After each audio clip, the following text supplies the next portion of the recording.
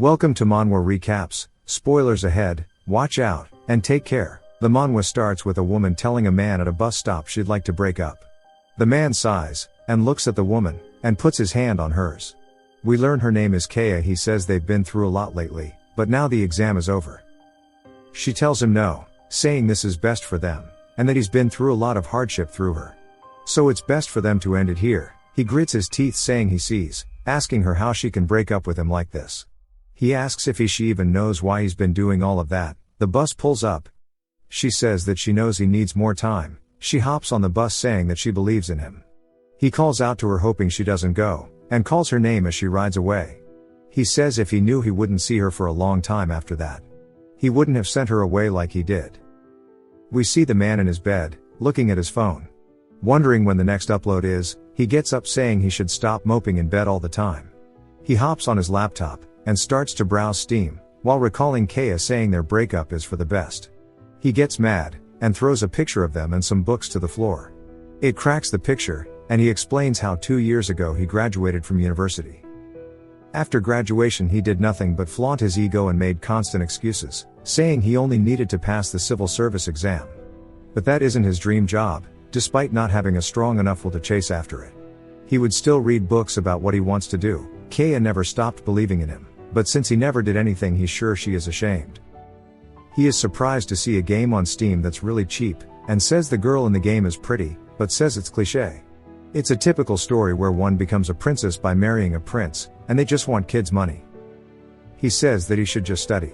When he plays games he feels relieved, but when he thinks about it, it is sad for the main character, always smiling brightly even while suffering.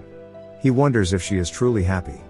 Even if it doesn't look that good, he enjoyed playing Prince Maker. He decides to try this game out, and buys it. The graphics are really well done, and he is surprised, saying it's much better than he thought. But is surprised as his monitor begins to shine brightly, and right before his eyes the scenery changes from that of his bedroom, to the forest from the game.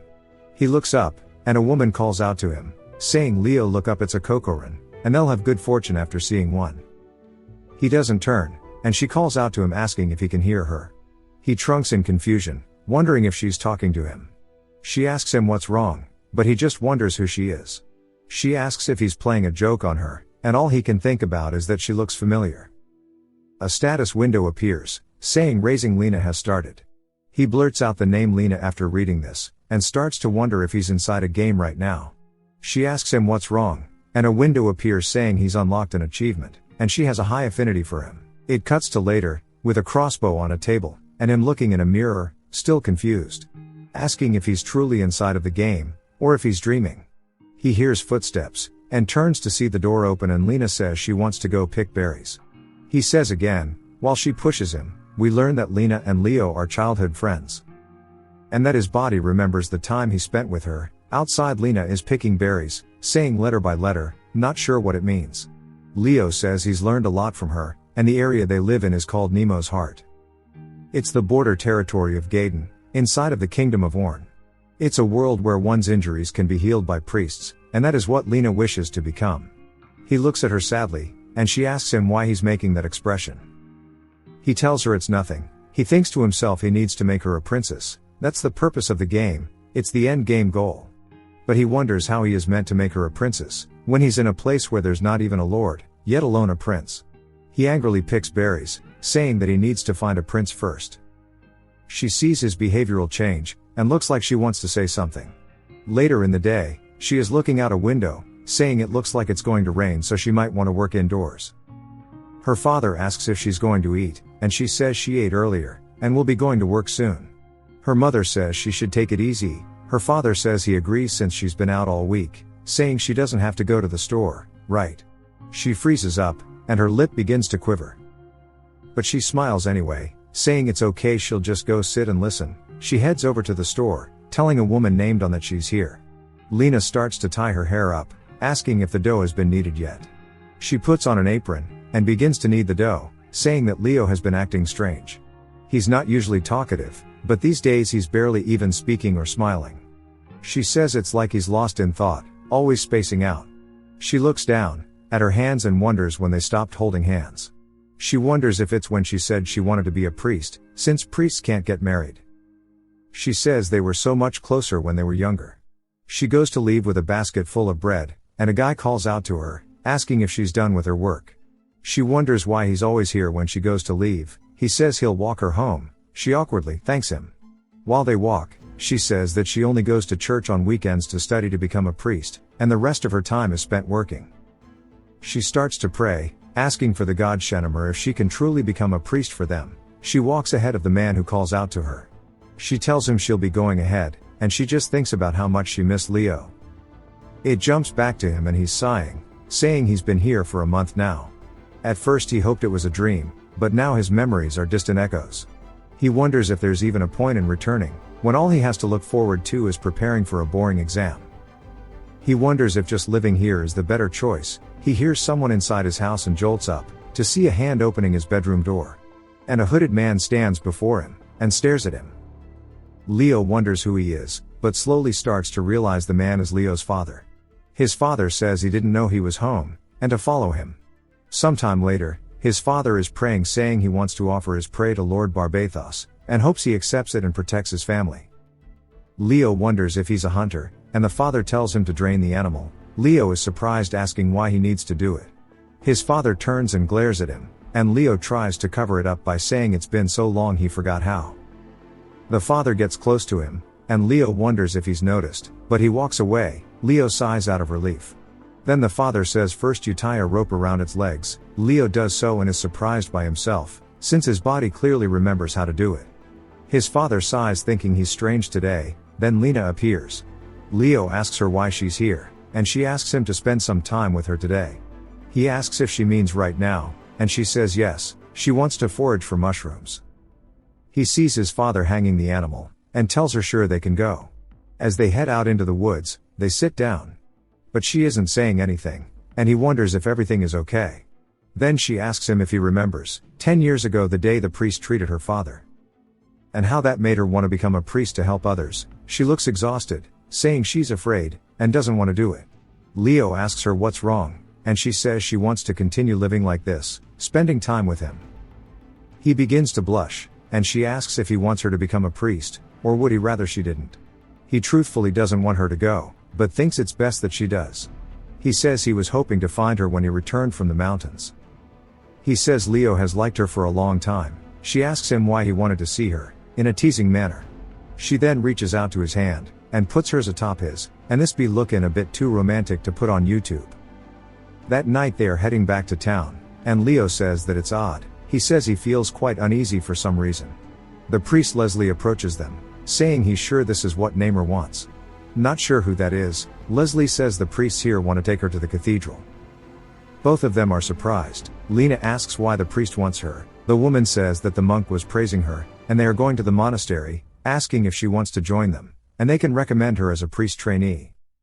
Leo watches this, saying he didn't think she'd be able to leave the village, but still finds the situation uneasy. If it's a monastery, there will be a castle where the king lives, and there will be a prince too. So she might even meet said prince, but he starts to feel conflicted emotions, and says since she'd be in training, she might not get to meet anyone. He gave up on making her a princess a long time ago, but with her leaving maybe this game life would come to an end. He doesn't want to go back to being Minseo yet. Lena is excited, asking if he heard the priest. He forces a smile, thinking she would be happier here, but doesn't want to say it. She can tell that he's forcing himself, and grabs his hand. Which surprises Leo, and she tells the priest that she would like to stay here. Father Leslie tells her that this is a rare opportunity to be baptized. Leo says she definitely mentioned it before. To gain divine power, someone with divine power has to instill it into another person. This is called a baptism. When performing one, more than half of one's own divine power evaporates, so they only pick those with outstanding talent. Leo doesn't want her to see the expression he's making, and Leslie says it looks like this is a crossroads to determine if she'll become a priest with divine power, or a monk without. The important thing is that she dedicates her heart to God, so surely she'll think about it more. She looks troubled, and the female priest says they'll be leaving early tomorrow morning, if she changes her mind to come find her by tomorrow morning. Then she and the man walk off, leaving Lena and Leo standing there, Leo deep in thought. Lena calls out to him, saying she isn't going. That she is happy here with him, and that's enough for her. Leo starts to feel guilty for holding her back, since he wants to live a comfortable life, and hugs her, even though he understands he is being selfish. He tells her he'll make her happy for the rest of her life, and that he will absolutely make sure she doesn't regret her decision. She hugs him back saying she won't. That night Leo is explaining to his father that he is planning to marry Lena at the end of the fall harvest. His father just drinks his beer, and Leo wonders why he isn't saying anything, but understands he's a man of few words. His father slams his tankard to the table, and stands up walking to the shelf behind him, throwing a bag at Leo, saying it's the money he's saved up from selling jerky and leather, and to use it for his wedding funds. Leo goes to ask him since when, but sees his father drinking and decides to just accept it, and smiles warmly at him. It cuts to the end of fall, with a bell ringing. We see Leo standing at the altar while Lena begins to walk down the aisle, while holding a bouquet of flowers. Everyone tells her how pretty she looks. Leslie tells her he has a gift for her, and she feels sorry for turning his offer down, but he doesn't mind it and hands her a book. Saying that he hopes God is always with her, she begins to cry, and he does too. Asking her why she is. Leo is happy, and she tells Leslie she is grateful. Leo calls her name, stretching his hand out, and she puts her worn-out hand on his. The priest then begins to commence their wedding ceremony, saying to bless the path for these two. Everyone begins to clap. The priest then says he now wants to announce the birth of this couple to God. Lena jumps at him saying she loves him, and he goes to say it back. But the world begins to distort, saying Lena got married, and she pauses in the air. Her and everyone else begin to fade out. Leaving him in an empty room with nothing but his tears, he lets out an anguished scream calling for Lena. As a message appears, thanking him for playing the game, and we see Lena in her wedding outfit in the sky above him, as he changes from Leo back to Minseo. He's unlocked the childhood friend demo, and learned that Leo and Lena both lived happily and had a son and daughter together. Minseo wonders what the hell is going on, saying that he is Leo. There's no way that this is some game, wondering who is manipulating his life like this. He tells her that he misses her, while chasing after the portrait. Only for it to disappear, leaving him with darkness, and it suddenly hits him. He starts to recall Kaya and tears begin to flow, as he says he loves Kaya, but remembers Lena and begins to feel his stomach twist. He says he has to get out of here now, but wonders how. A message appears, saying he's failed to clear the game. Even though they lived happily ever after, the goal wasn't reached. But due to Leo becoming a hunter, some of his hunting ability will be inherited, and it's time for new game plus. His heart sinks upon seeing this, and he screams saying this is bullshit, but his screams are in vain, as he begins to float into nothingness, his consciousness fading out. He screams no. He is brought to a snowy mountain, and slowly opens his eyes as he looks around, and then hears his name being called. He starts to feel happy, wondering if he's back to being Leo, and he calls out to Lena, and she says she said his name first, asking why is he staring so hard. Asking if he wants to get hit. Leo's head begins to hurt and he wonders why he is acting as Leo again. He looks down at his hand, and gets smacked on the head by Lena. He looks up at her, and she asks him why he's been spacing out. He says it's Lena, but not the one that he knows, and looks around seeing that it's not even the same town, and that this is a whole different experience from the first. In the game called Prince Maker, you could choose your father's occupation, one of them being a retired knight. The starting points change depending on the occupation you choose. The current Leo lives in the Aston Kingdom, one of the 7 kingdoms on the continent. Feudalism and the tribal system coexist here, with the tribal chief and lord governing the castle together. The Lena Einar in this scenario is the daughter of D. Horman, the great warrior of the Einar tribe. And this Leo is Leo Dexter, is the eldest son of a renowned knight family. Although the situation is entirely different from the previous one, the only consolation is that it's in the same world and same continent. He is one country over from Demo's village. He says it proved that it isn't a ruined game with a shattered worldview, and the capital of the Holy Kingdom is quite far away. Lena enters, asking where Leo is. He quickly puts the books back on the shelf. Asking why she is here, she says he's been strange recently, asking why he is obsessed with books. He says he's thinking of going on a trip, and he was wondering what he would do if he didn't become a knight. Lena says that isn't an option, as they will both definitely become knights. Then she grabs his hand, saying it's time to go train. This scenario's Lena is hella focused on being a knight. We see them in the training area. Leo charges in with an attack, but she blocks it. But realizes it's heavier than she thought, so creates distance. Leo gets his ankle hit by a sword, as his father yells at him asking what he's doing with his feet, saying he's doing useless things. He keeps hitting him, saying to lock in and get it together. He drops his practice sword, saying that's enough for the day. Lena squats beside Leo, asking what's wrong with him today. Asking why he's being beaten up alone. She points out how he didn't do his specialty today, and demonstrates it. He quickly does it perfectly, saying it's like this, and she is just even more confused now why he didn't do it earlier. That night at Lena's family dinner, her father is walking to Leo's asking what he means by his son swinging the sword strangely. He says it's as if he's completely forgotten how to swing it. Lena's dad laughs, saying it's only natural to want to swing it around as you please occasionally. And tells Leo's dad that he's making his future son-in-law lose heart, handing Leo a drink. Leo is confused and says pardon. Lena's mother tells her hubby to chill and asks Leo to go find Lena. He says okay, and thinks about the son-in-law comment. And he wonders how he's meant to make her a princess when they've already decided to get married. He grits his teeth, wondering if the game is meant to even be cleared. Saying he'll just end up marrying her again, seeing the same stupid ending. He doesn't want to keep repeating this life. He just needs to return to the real world, as he is Kaya. He sees a drunk Lena, asking what she's doing here. He goes to ask her something, but stop himself, saying that he can't get attached to her. He needs to be mean to her and break off the engagement. The moment he made up his mind to do it. He was asked by her mother to take Lena to her room. He can't believe this. He tells her to get a grip, and she starts to get close, saying that he's been strange lately, and they should drink more beer and talk. He begins to blush, hopefully this stays YouTube friendly. He sees her lips glistening, and grabs her by the hand, and throws her onto the bed. Thankfully, he just says she's drunk too much and she should go to sleep. He closes her door, leaving her flushed just laying on the bed. The next morning we see her running in the snow, looking excited. Everyone tells her she's being too relaxed, and she says she can't help it, she overslept. She says this is all because of Leo, suddenly doing things he never did before. She couldn't sleep at all due to it. The usual Leo never refused a request, her kind and boring, and well-mannered night. But now it's different, the connection of his sword has become unusual. It used to be heavy strikes with no openings, these days it's like he's saying he'll give you the bone and take your head, no damn clue what she means. She says it isn't knightly at all. But she doesn't think it's bad. She spots him, asking what he's doing here. He says he thought he'd die if he got hit anymore. She laughs, asking if he was getting beaten up by uncle again, saying she likes how he is now too.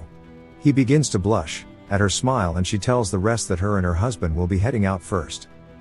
She wraps around his arm, and he says she doesn't seem to care about the incident last night and sighs.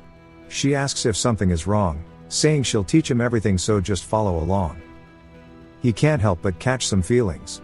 She begins to laugh while looking at him, and he asks himself if he can truly make her marry another man. It cuts to Leo walking through the woods, and looks down, spotting some marks.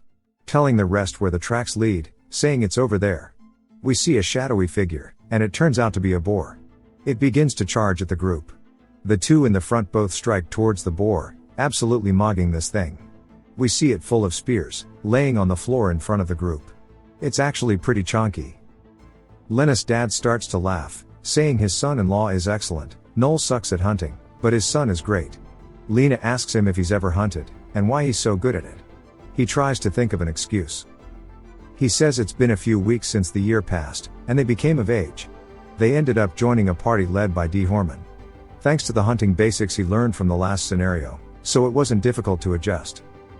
Lena says it's time for her to shine. They start to walk off, and get told not to stray too far. While walking through the forest, Leo sees some pretty flowers. He calls out to Lena, then hits her in the face with a snowball, catching her off guard.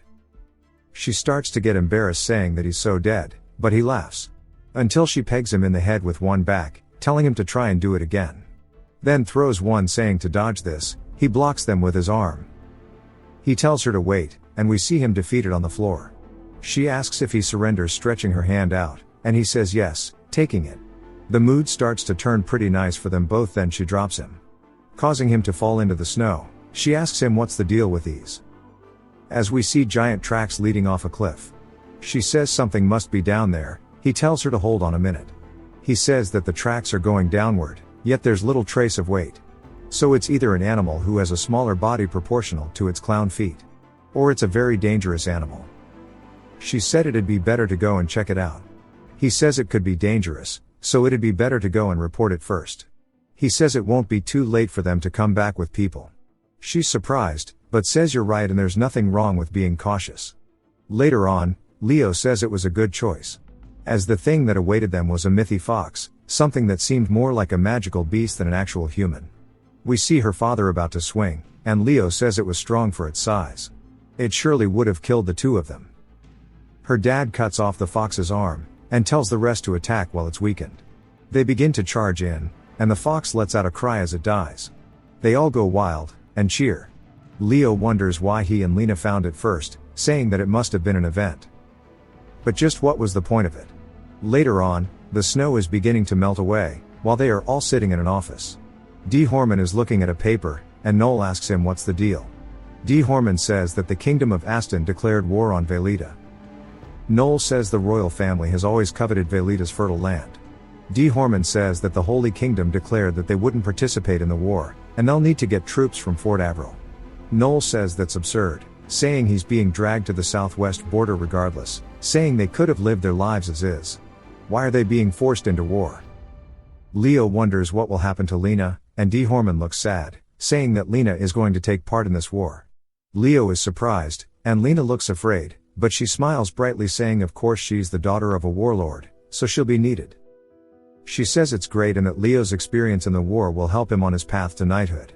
Her mother starts to cry, and Lena says it's alright, this is the right thing to do as a warrior. She says she knows, but Leo says that he remembered the time when they went hunting. During the fox event, what if Lena got injured while dealing with the fox?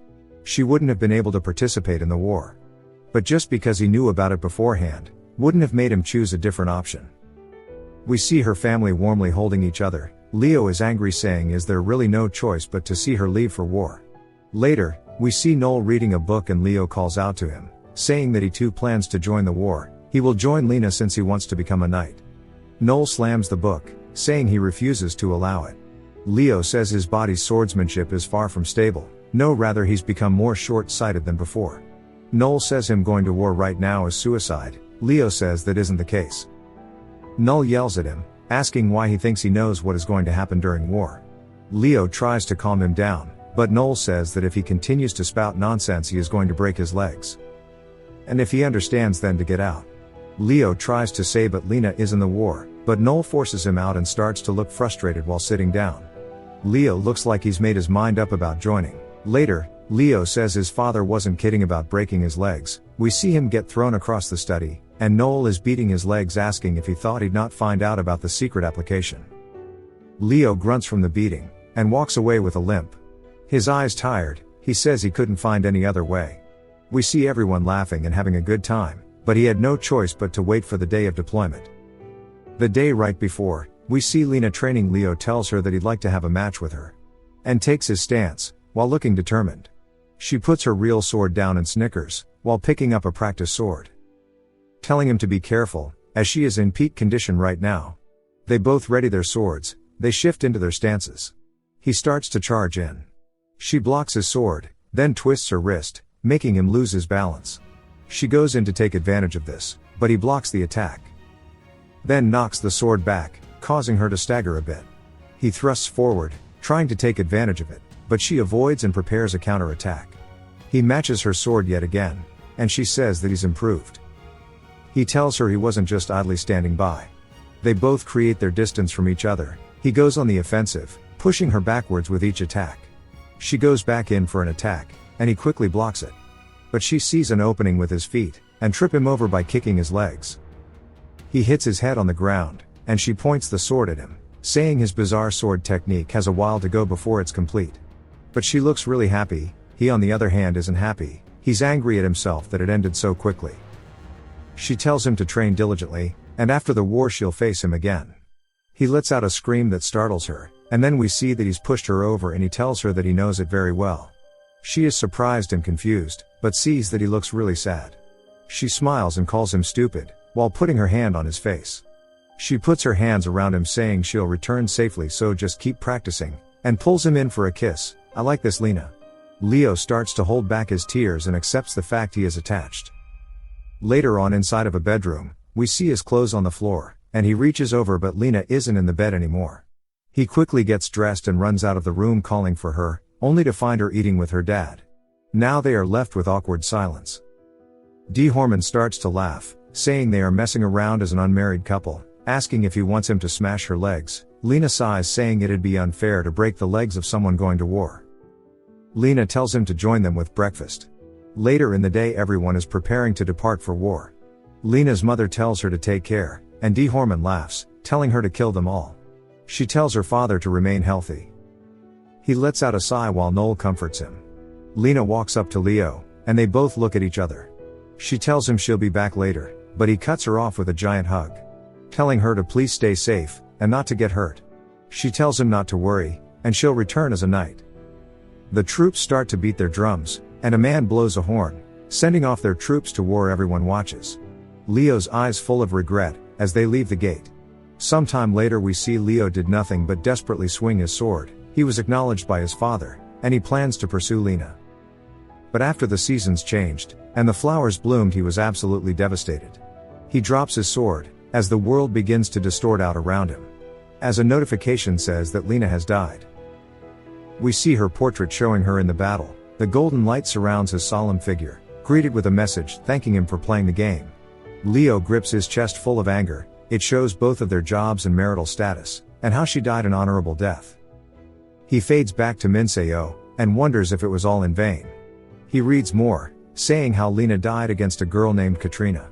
And how Leo eventually died protecting the castle, and never got married. Minseo falls to the floor, saying that he's so pathetic for being unable to do anything.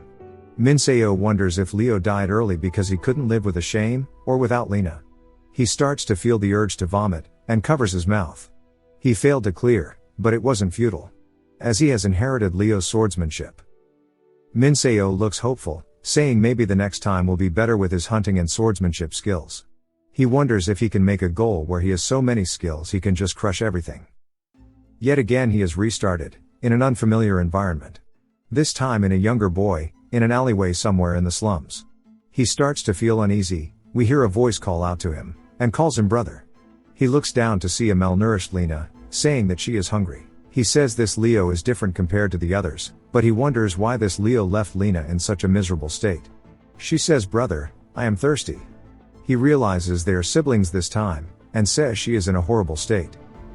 And if she stays like this she'll die. We see the bustling city street. And he says this time they are leaving as beggars. He exits the alley, to see a stall of food, and begins to go crazy with hunger. The stall owner sees him, and says he doesn't want to see a beggar. And begins to walk forward with a bat in his hand, and tells him to leave while he is being nice. Leo says he wasn't trying to steal, and the man tells him to get lost. Leo asks if he can please give him some food, and he will repay him. The man starts to swing his bat, saying to get lost. He goes to hit Leo, who says if he leaves he and Lena will both die. But the man realizes he was about to accept the hit, and finds it impressive. Leo asks if they can just hand him parts that aren't suitable, such as the heads or feet. The guy says that if he does then he'll get chewed out for raising beggars. Leo says he knows it's unreasonable to be a beggar, and he apologizes, but they are about to starve to death. He has a sister to feed. The man sighs, telling him to wait there. Then we see them both eating scraps. Leo sighs out of relief, saying they filled their stomachs somehow, but it'd be nice to have water to drink. It's a large city, so there should be a river nearby. He asks Lena if she knows where one is, and looks lost as hell. He says she must have no idea, then spots a puddle on the street, saying that if they drink this liquid ass, they'd definitely get sick. He looks at his necklace, wondering what it is. He sees that Lena has one like this too, and says it must be important. She calls out to him, saying it's time to go home since it's getting dark.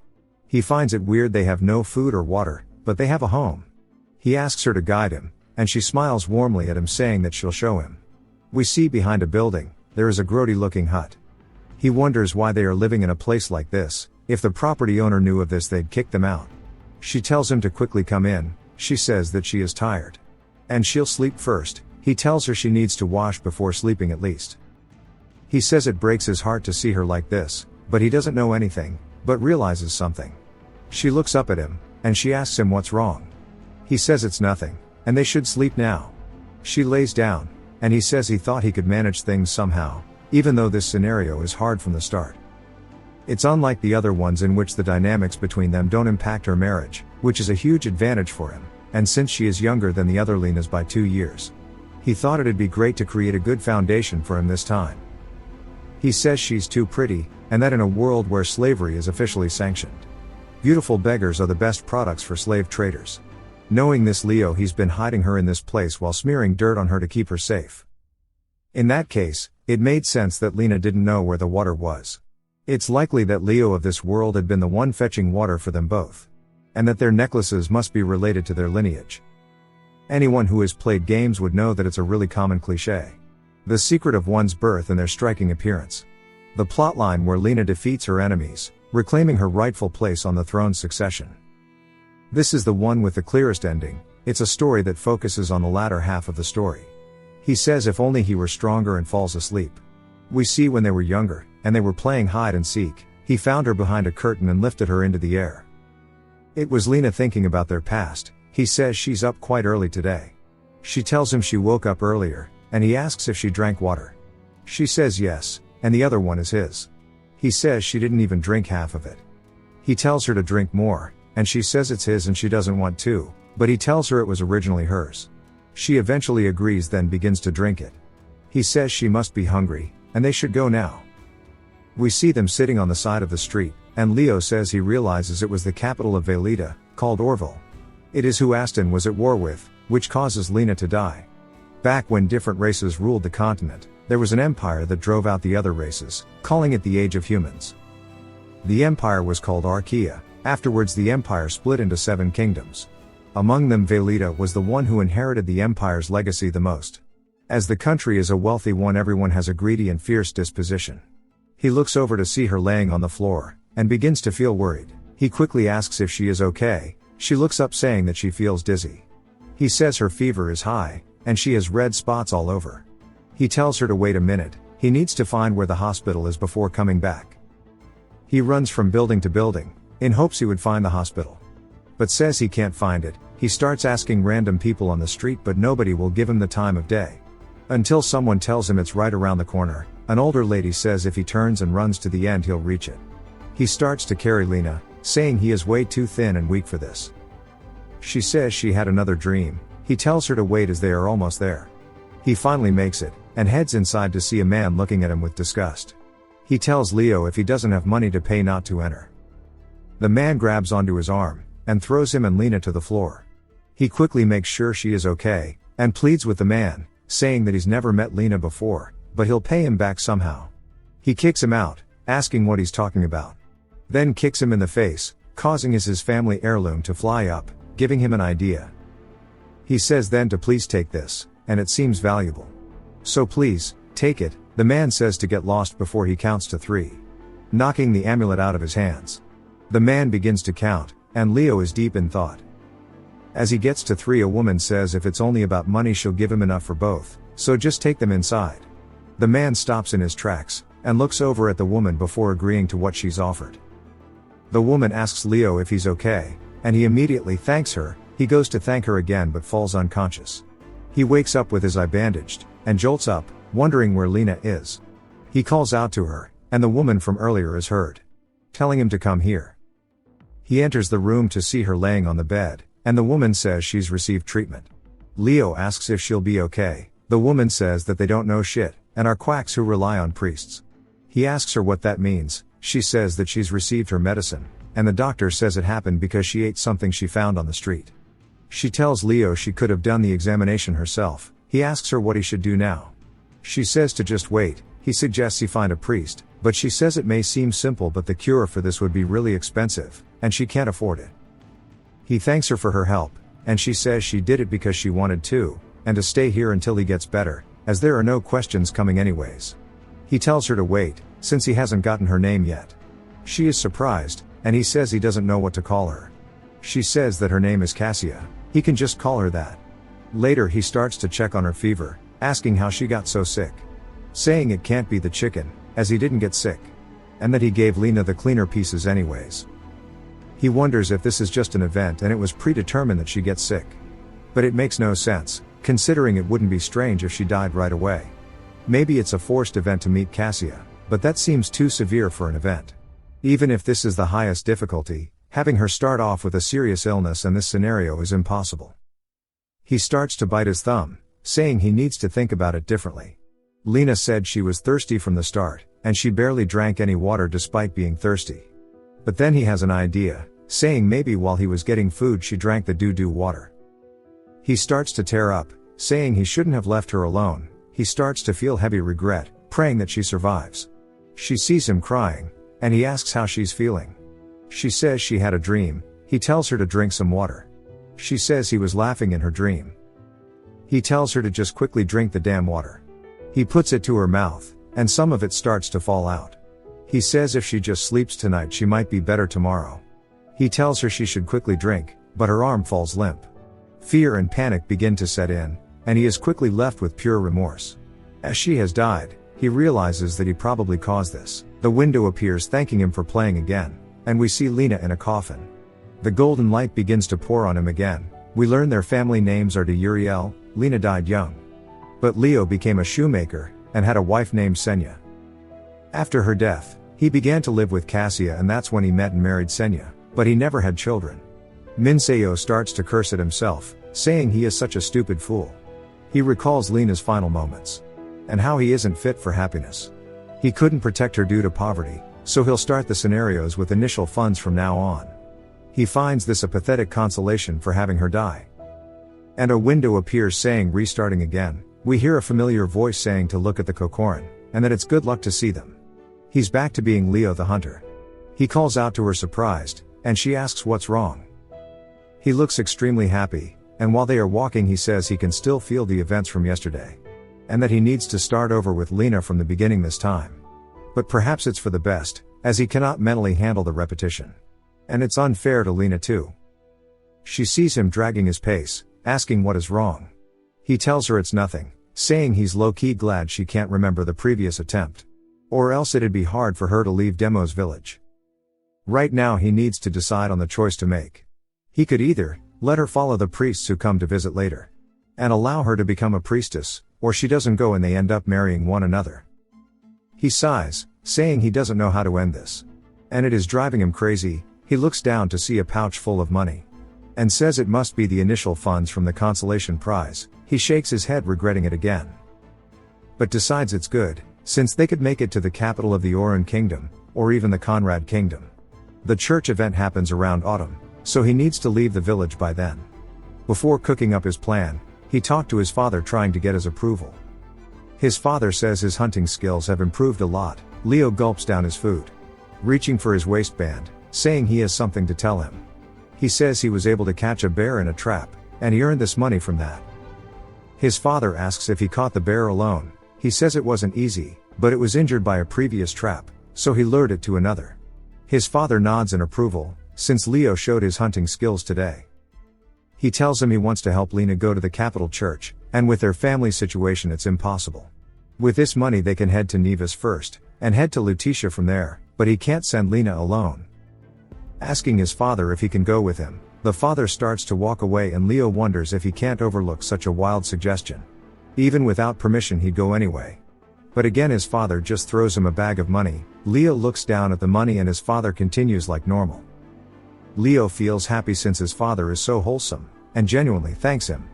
The next day, Lena and Leo are picking mushrooms and he says it's exactly the same as last time too. In a bit she will want to talk to him about something. On cue, she says the words, but he cuts her off saying he has to say something. She is caught off guard, and he suggests them heading to Nevis together. She asks why, and he says that it's just because he wants to visit the capital. And there's many places to work there. She says she thought he wanted to be a hunter. He says it can always be done, and that it's closer to the Holy Kingdom. Since it's the capital, wouldn't there be many merchants traveling to Lutetia, and the main church is there? She says sure, but asks how they'll get there, as it would take 2 months and that's dangerous. He shows her money, saying they can use this. She gasps, asking where he got this from, asking if it's from his father. He tells her some of it, but the rest is his. And it would be lonely to go alone, so he asks if she'll go with him. She seems stunlocked and mutters out her response, before crying tears of joy saying she can't wait to travel with him, and thanks him. He starts catching even more feelings, saying this should work. Even if it wasn't with him, It's fated for her to leave anyway. They embrace one another and we see back in their village. People pulling wagons. Someone tells Leo he doesn't need to do it just because they are leaving. He says it isn't a big deal, and explains how a cart is sent to the capital twice a month from their village. It departs with goods to sell at the market, and returns with necessities. Coincidentally, on the day he and Lena were leaving, they decided to follow it. Freckles, no clue if it said his name. But the jealous guy stares at Lena. That night when they set up camp, Lena and Leo bid them all farewell. She says they can just stay here, but Leo says nah, they need to sleep comfortably. And it's what he's been saving for. She tries to convince him otherwise, but he tells her not to worry. And they keep walking, but Freckles trails from behind. And looks annoyed. It cuts to a tavern, and a man showing them their room. He tells them to let him know before they leave tomorrow. Leo says alright, and he'll see him tomorrow, but Lena is pogging out over the beds. She can't stop spinning around saying it's so nice. Saying they should sleep on the floor since they can't afford this. He says it was cheap, and she says if he tries anything strange she won't let him off easily. He says he understands, but says that she's acting quite cute. That night while they are in their beds, Lena says she's tired, but cannot sleep. She sits up and looks over at Leo who is sleeping, and thanks him for taking her along with him, saying she almost gave up. She hears him grunting, and asks if he's okay, realizing he is having a nightmare. To be honest, if they hadn't gone on this trip she was going to confess her feelings to him. She looks happy staring at him. She starts to put her hair behind her ear while leaning forward. Saying maybe they could have been lovers, while giving him a kiss. She quickly opens her eyes, realizing what she's just done and apologizes to her God for doing that. She lets out a quick sigh since he's still asleep, and gets back into bed, saying she's sorry again. And when she becomes a priest, she'll give him her first blessing. In the morning, he goes to her bed to wake her up. She asks him if he slept well. He says yes, and he's already washed up. But he left a towel and water for her to wash up too. And tells her they'll eat here before heading out, so leave her luggage in the room. She says okay, and he heads out too. Some of the villagers who set up ask if he slept well. He waves to them, and sees Freckles. Saying he must have slept here. He isn't the brightest. We learn his name is Hans, and Leo asks if he sold everything. He says yes, they sold quickly. He asks him if he's eaten yet. Leo says no and he's going to eat in a bit. Hans says he'll join him. Leo says sure, he guesses it's fine. Since he has no reason to refuse it anyways, he's heard rumors that Hans isn't working. And is just mooching, but he recalls how he lived as Minseo. Saying he can't really judge him. Hans says he has a question for him, then asks him in a menacing tone if he slept with Lena. Leo stops walking, saying this was his real reason for tailing along. He wonders what the real Leo would have done, and tells him he just fell asleep. Hans laughs at him, asking if he's okay mentally. Leo goes to clap back, but Lena appears. Leo asks if she's ready, and she says yes, asking if Hans is joining them. He says sure, and they'll go eat together. Hans says if they are going to the King Castle, they are heading in the wrong direction. They need to go much longer if they keep going the way they plan. Leo says there's no choice. If they were with a caravan it'd be fine, but they aren't. Hans mocks him saying he is clueless, and if there is a market there are caravans, and there's quite a few of them heading west from here. He asks Leo if he should introduce him to them. Leo is surprised, asking if he knows anyone. Hans smugly says he is good at this. Leo asks if they can leave today, and Hans says they'll find out if they go ask. So just follow him. As they do, Hans waves to someone who recognizes him. The man asks Hans if his goods sold well. He says yeah, but quickly introduces him to Lena and Leo. Asking if he can take them to Nevis. The man says they aren't going to Nevis, but they will be getting close. They happily say sure. The man says it's a 2-week journey, and he'll have to lose goods to take the two of them, saying it's 5 silvers. Hans asks the man to cut it in half for them, saying they don't have much. The man says sure, and he'll see them later. The man heads out, and Leo thanks Hans, saying he's saved him money and time. Hans says that Lena deserves to be comfortable. She thanks him, saying her opinion of him has changed. Hans laughs, saying they don't need to thank him. That night they are heading out in the caravan, leaning against one another. Leo says this is never ending. Lena then says that once they arrive they'll need to work for a year, right? He says yes, and thinks about how he's lied to her. Even if they worked for several years it would be hard to save enough money for the trip to Lutetia. And they aren't going to the holy city, since she's meant to be a princess not a priestess. from the moment he decided to go on this trip. She's been isolated in Nevis because of him. She asks what kind of work she should do. And he suggests she work in a bakery. As Han's aunt was full of praise for her, she says she can only make dough. He tells her they pay a lot in the capital. He recalls how she was meant to meet the priests and head to the capital church. But he will make her into a princess, like she deserves. After a long boring ride, they reach the little area before heading to Nevis. Before leaving, he put Lena to bed and went to a blacksmith. We see the buff muscle woman asking why he wants a sword, and if he has a permit. If this is a man, I am cooked. He says he doesn't, asking if he can get one without it. He has someone to protect, asking if she can let it slide just this once. The blacksmith glares at him, asking if he's a gangster or something. Leo says no, he isn't. The woman asks what's with the tattoo then, asking if it's his clan's tattoo. Leo says his father did it, and he has the same one. The blacksmith asks what his father does, and he tells him that he is a hunter. The blacksmith says if he really isn't a local gangster, then to follow her to the back. We see swords hanging up above the fire pit, and she tells Leo to go ahead and pick one.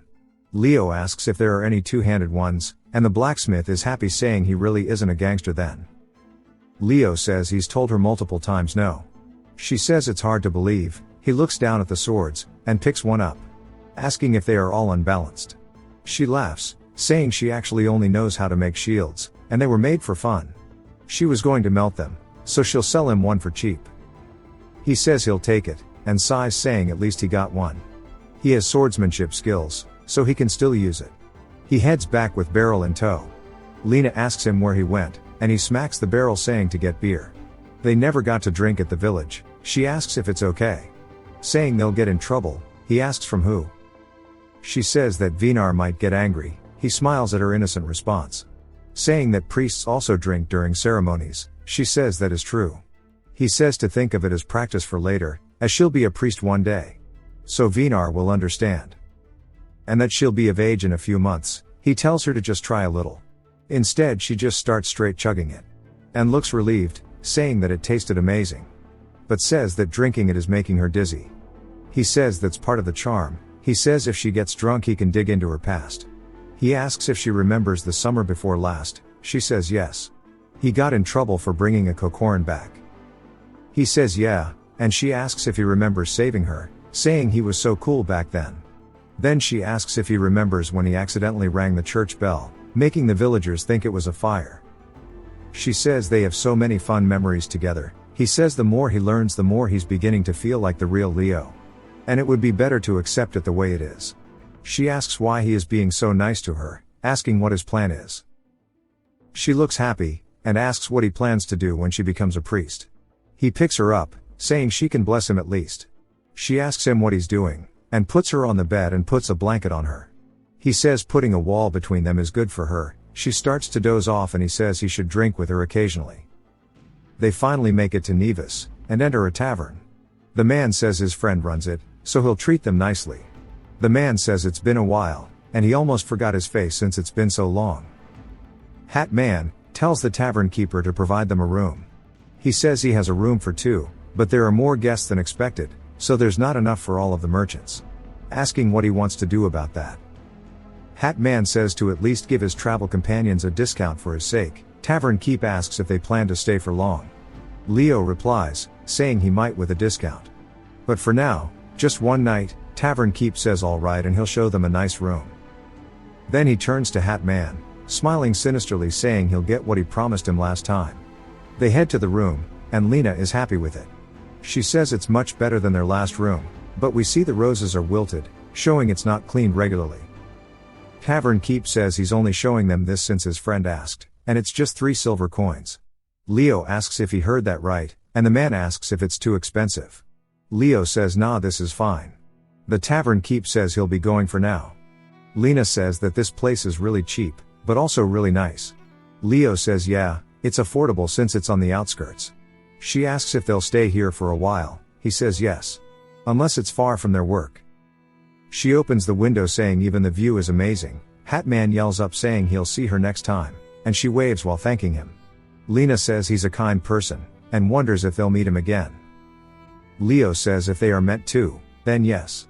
They head back to the town center, and Lena is really enjoying the view of the castle. Leo says it looks really similar to the beggar sibling scenario. Then they see a giant crowd forming in front of them. Turns out that it is a slave auction, specifically barbarians. The realization sinks in of what is transpiring. Leo says there are many barbarian tribes in the unexplored land. In the winter scenario it's the same for the Ainer tribe. They are treated as barbarians by everyone else, which means in the winter scenario there are only a few princes that Lena can meet. Only the princes from the Aster or the Holy Kingdom would be worth approaching. Lena asks him if they can leave, saying that she can't bear to watch this. He apologizes and they leave. He says they may find a place to work inside of the castle. A guard spots something and calls out to Leo, who is confused. He points to his sword. Another guard comes up, saying it doesn't appear to be a knight's sword, asking if he's a hired mercenary. Leo freezes up, saying that he isn't, and they ask why he's trying to enter the castle with such a weapon, saying to at least hide it. He says he's sorry, he didn't know it wasn't allowed. He just got here today and is looking for a job. One of them asks to see it, and Leo hands it to him. He asks where he got it. Leo says he bought it for self-defense on the way here. The guard instantly can tell that it is defective. The other one says he wants to see it too, saying the weight is concentrated at the tip of the blade. Leo asks if he's okay to keep it with him. They say yeah, since it's such as quality. But bringing weapons into the castle is prohibited, so leave it elsewhere before entering. Leo thanks him, then they spot his tattoo. Asking if he's a gangster, he says no and that it's what his father did. Lena covers for him, saying he's had it since he was a young boy. The other guard is suspicious. But Buddy says that there's no way an idiot gangster would walk up with a sword that's so poorly made. Seems like there's a lot of gangsters in this town. Leo sighs as they are told they can leave, and Lena asks why he has a sword when he can't even swing it properly. She teases him, saying it's defective too, and she was a fool to be touched that he claimed to protect her with it. He says he knows how to use a sword, and she laughs, calling him a silly hunter. Outside of the bakery, Leo overhears the girl inside talking to Lena, saying she'd be happy to have someone help with the dough. Asking if she can come in tomorrow, Lena smiles and says yes. Leo asks her if it went well, and she says yes. He asks her what the pay is like, and she says she'll decide after seeing her work tomorrow. Lena laughs, saying she has an eye for people, and that the baker lady seems nice. Leo says she must be like Han's aunt, which makes Lena embarrassed for some reason. It jumps to Leo hammering something. Honestly not sure what this is, leave a comment if you do. The shop owner asks if he has experience with this, and Leo says he just helped his father occasionally. The man asks when he can start, saying he can pay him generously. Leo says he'll think about it as they keep walking through the town. Lena asks if they'll be going back to the same tavern. Leo says he guesses so. He says now that he's shown Lena how to get a job he can start finding clues on the prince. He chooses a spot far from her bakery, and if he just shows her his father's money, saying it's a salary, she'll probably not find out. She spots something as they enter the tavern, saying the door frame is very worn out. He says it was like this when he first came to, and maybe they cut out the rotten wood after it was rained on. They enter the tavern to see a lot of men inside of it. The owner says he's been waiting for him. Leo says they'll head up to rest, but finds the atmosphere strange, as everyone inside of the tavern has weapons. They are greeted with a bald giant and a tower shield atop the stairs. Leo realizes shit is about to hit the fan, and draws his sword, telling Lena to stay behind him.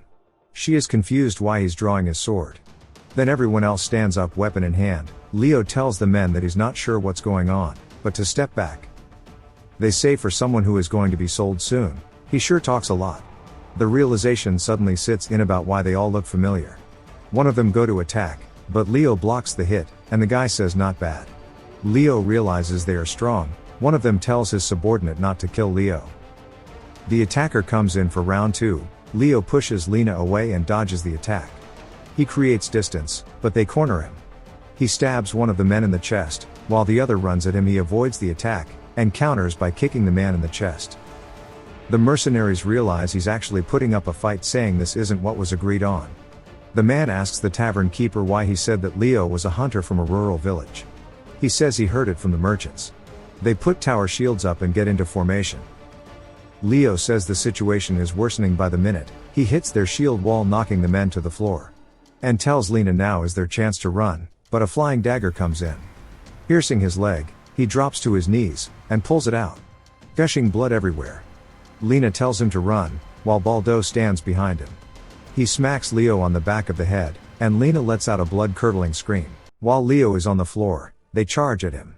Lena yells to alert him, it works and he leaps backward. But is clearly having trouble standing. He sees Baldo get behind Lena and realize that he needs to do something. One of the men throws his sword at Leo, but he deflects it. Another one leap at him from above. Leo, still on his knees, blocks the attack. He tries to stand up, but struggles. Lena calls out to him, pleading for him to get up. Baldo pushes her down, asking if she can't stay still. His boss yells at him, saying not to damage the goods for tomorrow's auction.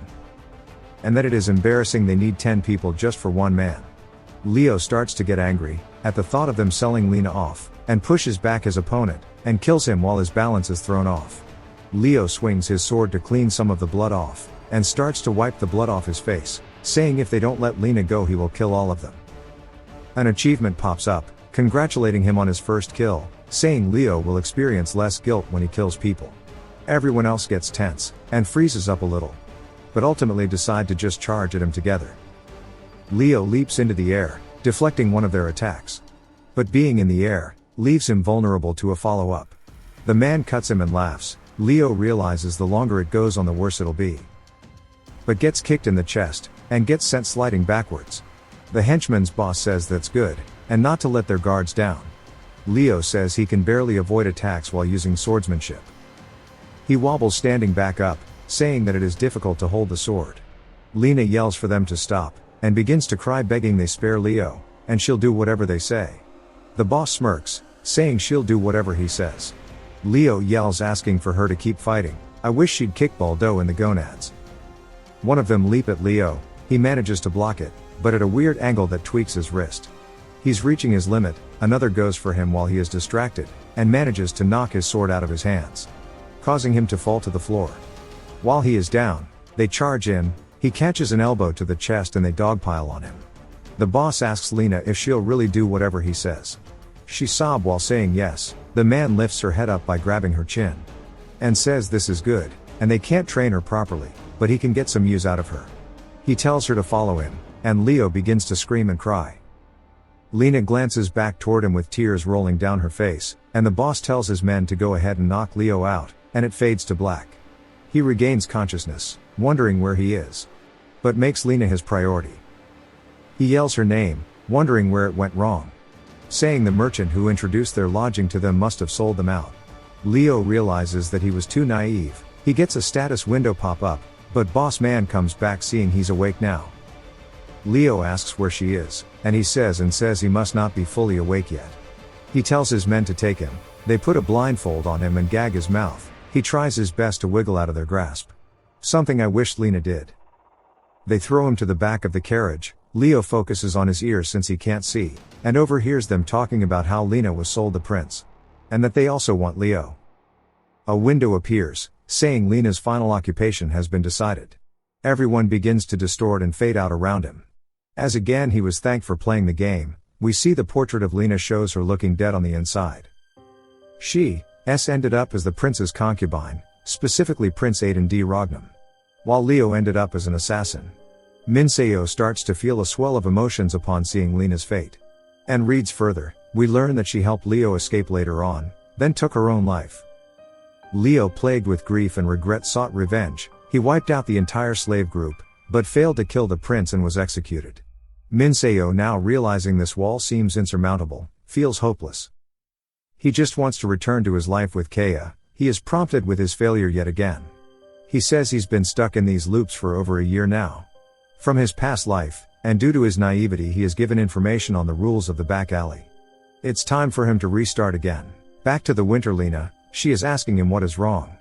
He recalls how she died in vain last time, and drops his sword, walking away from her. He says he truly missed her, but now he is playing back his previous life, and now with his new skill he can recall that Hans told the original merchant that Leo was a pushover, and that the marks on the tavern was warning others that this place was a slave front.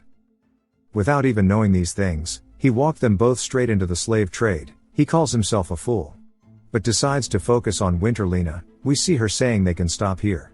Leo says he adapted quickly this time. She says that he's changed quite a bit, and mimics his swordsmanship, asking why he did this. He says that if he had gotten in there, he could have created an opening. He says if things continue like last time, she'll be sent off to war to die again. He recalls her saying she would return as a knight, and says even if he knows about the war, what can he do? She looks up at him and reaches her hand out. He goes to help her up, but she swoops him down to the floor. They hold hands while looking up at the sky. He looks over at her while she laughs, and says that she's super cute. He says during the hunting event, it's still too much for them to fight the mythical fox together, so he needs to go to war with her. He says that this time he will protect her. As the day goes on, we see Leo in armor standing before a training dummy. He recalls priest Lena, and uses it as fuel to train his swordsmanship. He cuts the dummy's arm off, and Lena approaches him, surprised that he's already up. She says he's been overworking himself lately, saying it's still really early. He takes off his helmet, and he tells her not to worry. And that he isn't overdoing it. She starts to blush, saying he used to be such a nerd when they first met. 3 years ago, we saw them meeting for the first time. Noel introduces himself, while Lena and Leo are just both staring at one another. She says back then she'd never have expected they would get engaged. Leo asks her what she's doing here. She snaps out of her daze, saying they finally have a chance to become knights. As her father says they can both join the hunt this time. Leo realizes the war is drawing closer and closer. We see the fox with its foot in a bear trap. They have also lassoed up its feet. D. Horman tells them all to pull quickly, and if you have a weapon to throw, then yeet it at the fox. We see archers and others standing on the cliff above the fox, and Lena throws her axe toward the fox, hitting it in the side of the neck. Lena tells everyone not to panic and to keep attacking. Just like their previous scenario, they went out for their first hunt, and found the tracks of the mythical fox. He immediately reported it to the hunting team. D. Horman gathered everyone, which has led to the situation they are in currently. The fox screams, while they begin to pull on its rope. They all realize something is strange, as its growl begins to change. The fox leaps into the air, escaping their grasps, and starts to go in for an attack.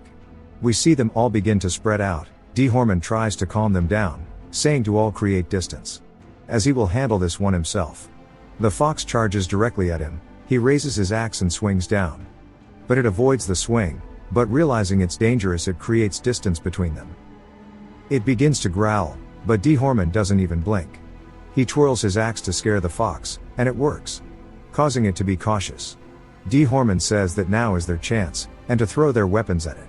The fox yelps in pain, while its blood paints the cliff walls. We see it cosplaying a porcupine.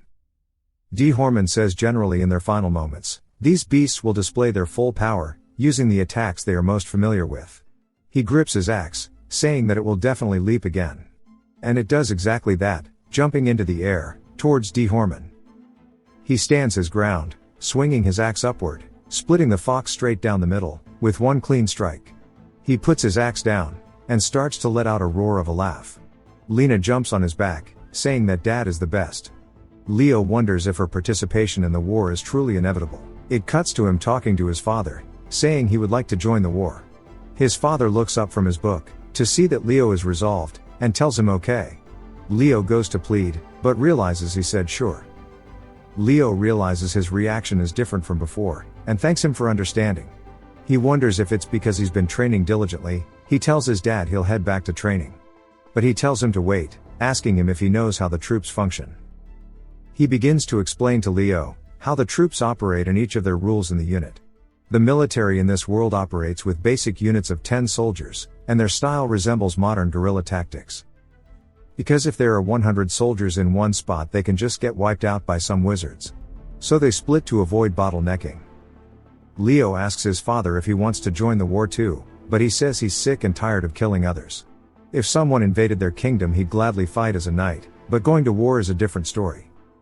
He asks if he's heard about his time in the 9-Day War. Leo says yes, saying it's where his father earned his title. He says yes, he was appointed the youngest knight, and he was excited about it, but that excitement didn't last for long. In the past there was a civil war in the kingdom of Aston Aster, which used to be a single kingdom. The young king who just ascended the throne died, and since there was no heir, the two brothers to the late king emerged, both trying to be the king. This led to the most brutal war in their history. The 9-Day War. For 3 years they killed each other. Not sure why it's called the 9-Day War, but the two brothers were assassinated by their sons, and the sons themselves made a pact. The kingdom of Aston Aster established itself in the northern part of the continent. Noel says that it was quite foolish, and Leo can see some of the regrets on his face. Later on we see Lena asking Leo if he's ready to go. She asks why he's following her, saying to just stay here. He asks if she doesn't want him to go, and she says that she doesn't. Lena asks what if he follows her and just dies a meaningless death, as she'd be left as a widow. Leo laughs and seems happy. He tells her to train harder, so he doesn't end up as a widower. She asks him if he'd remain single for the rest of his life if he dies. He jokingly tells her it depends on how she behaves. In a playful manner she says that she'll have to teach him a lesson, since he is meant to say yes. Leo says that they cannot avoid the war, so he needs to make sure they can both return alive. He doesn't want to leave her alone like last time. We see her doing a flurry of attacks, but he blocks them all. Out of what I assume is frustration, she goes for a big one, and knocks Leo's sword out of his hands.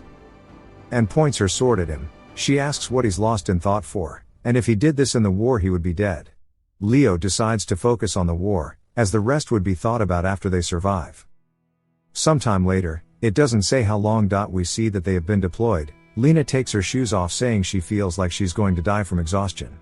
Leo says he told her not to drag her feet. Then she is surprised, as he is bringing over a tub to her. He puts it down beside her, saying to give him her foot. She asks what he's doing and he says it's better than popping the blisters. She says that she wasn't showing it hurt, so how did he notice? He starts to tend to her feet, saying he knows everything. She stretches saying that feels better, asking how he's still fine. Leo thinks about how his time in the army helps for times like this. He says that dragging your feet when you're tired is how you get blisters. He stands back up, telling her to go rest. He begins to pat her head, and tells her that he'll go set up the tent. She sits there feeling super giddy. Later he heads back to the tent, and lays down saying that today felt really long. Lena enters and crawls beside him, saying that laying here like this makes them feel like they are already married. He says he doesn't want to live in such a place, and asks if it'd be too much for newlyweds. They both stare at each other and smile, then she asks him if he wants to do it. Again, I hope it stays YouTube friendly. Leo begins to blush, and seeing her lips glistening he begins to reach over toward her. Then pinches her nose. He says it's their first time, asking why she wants to do it when they are all musky and in this nasty tent.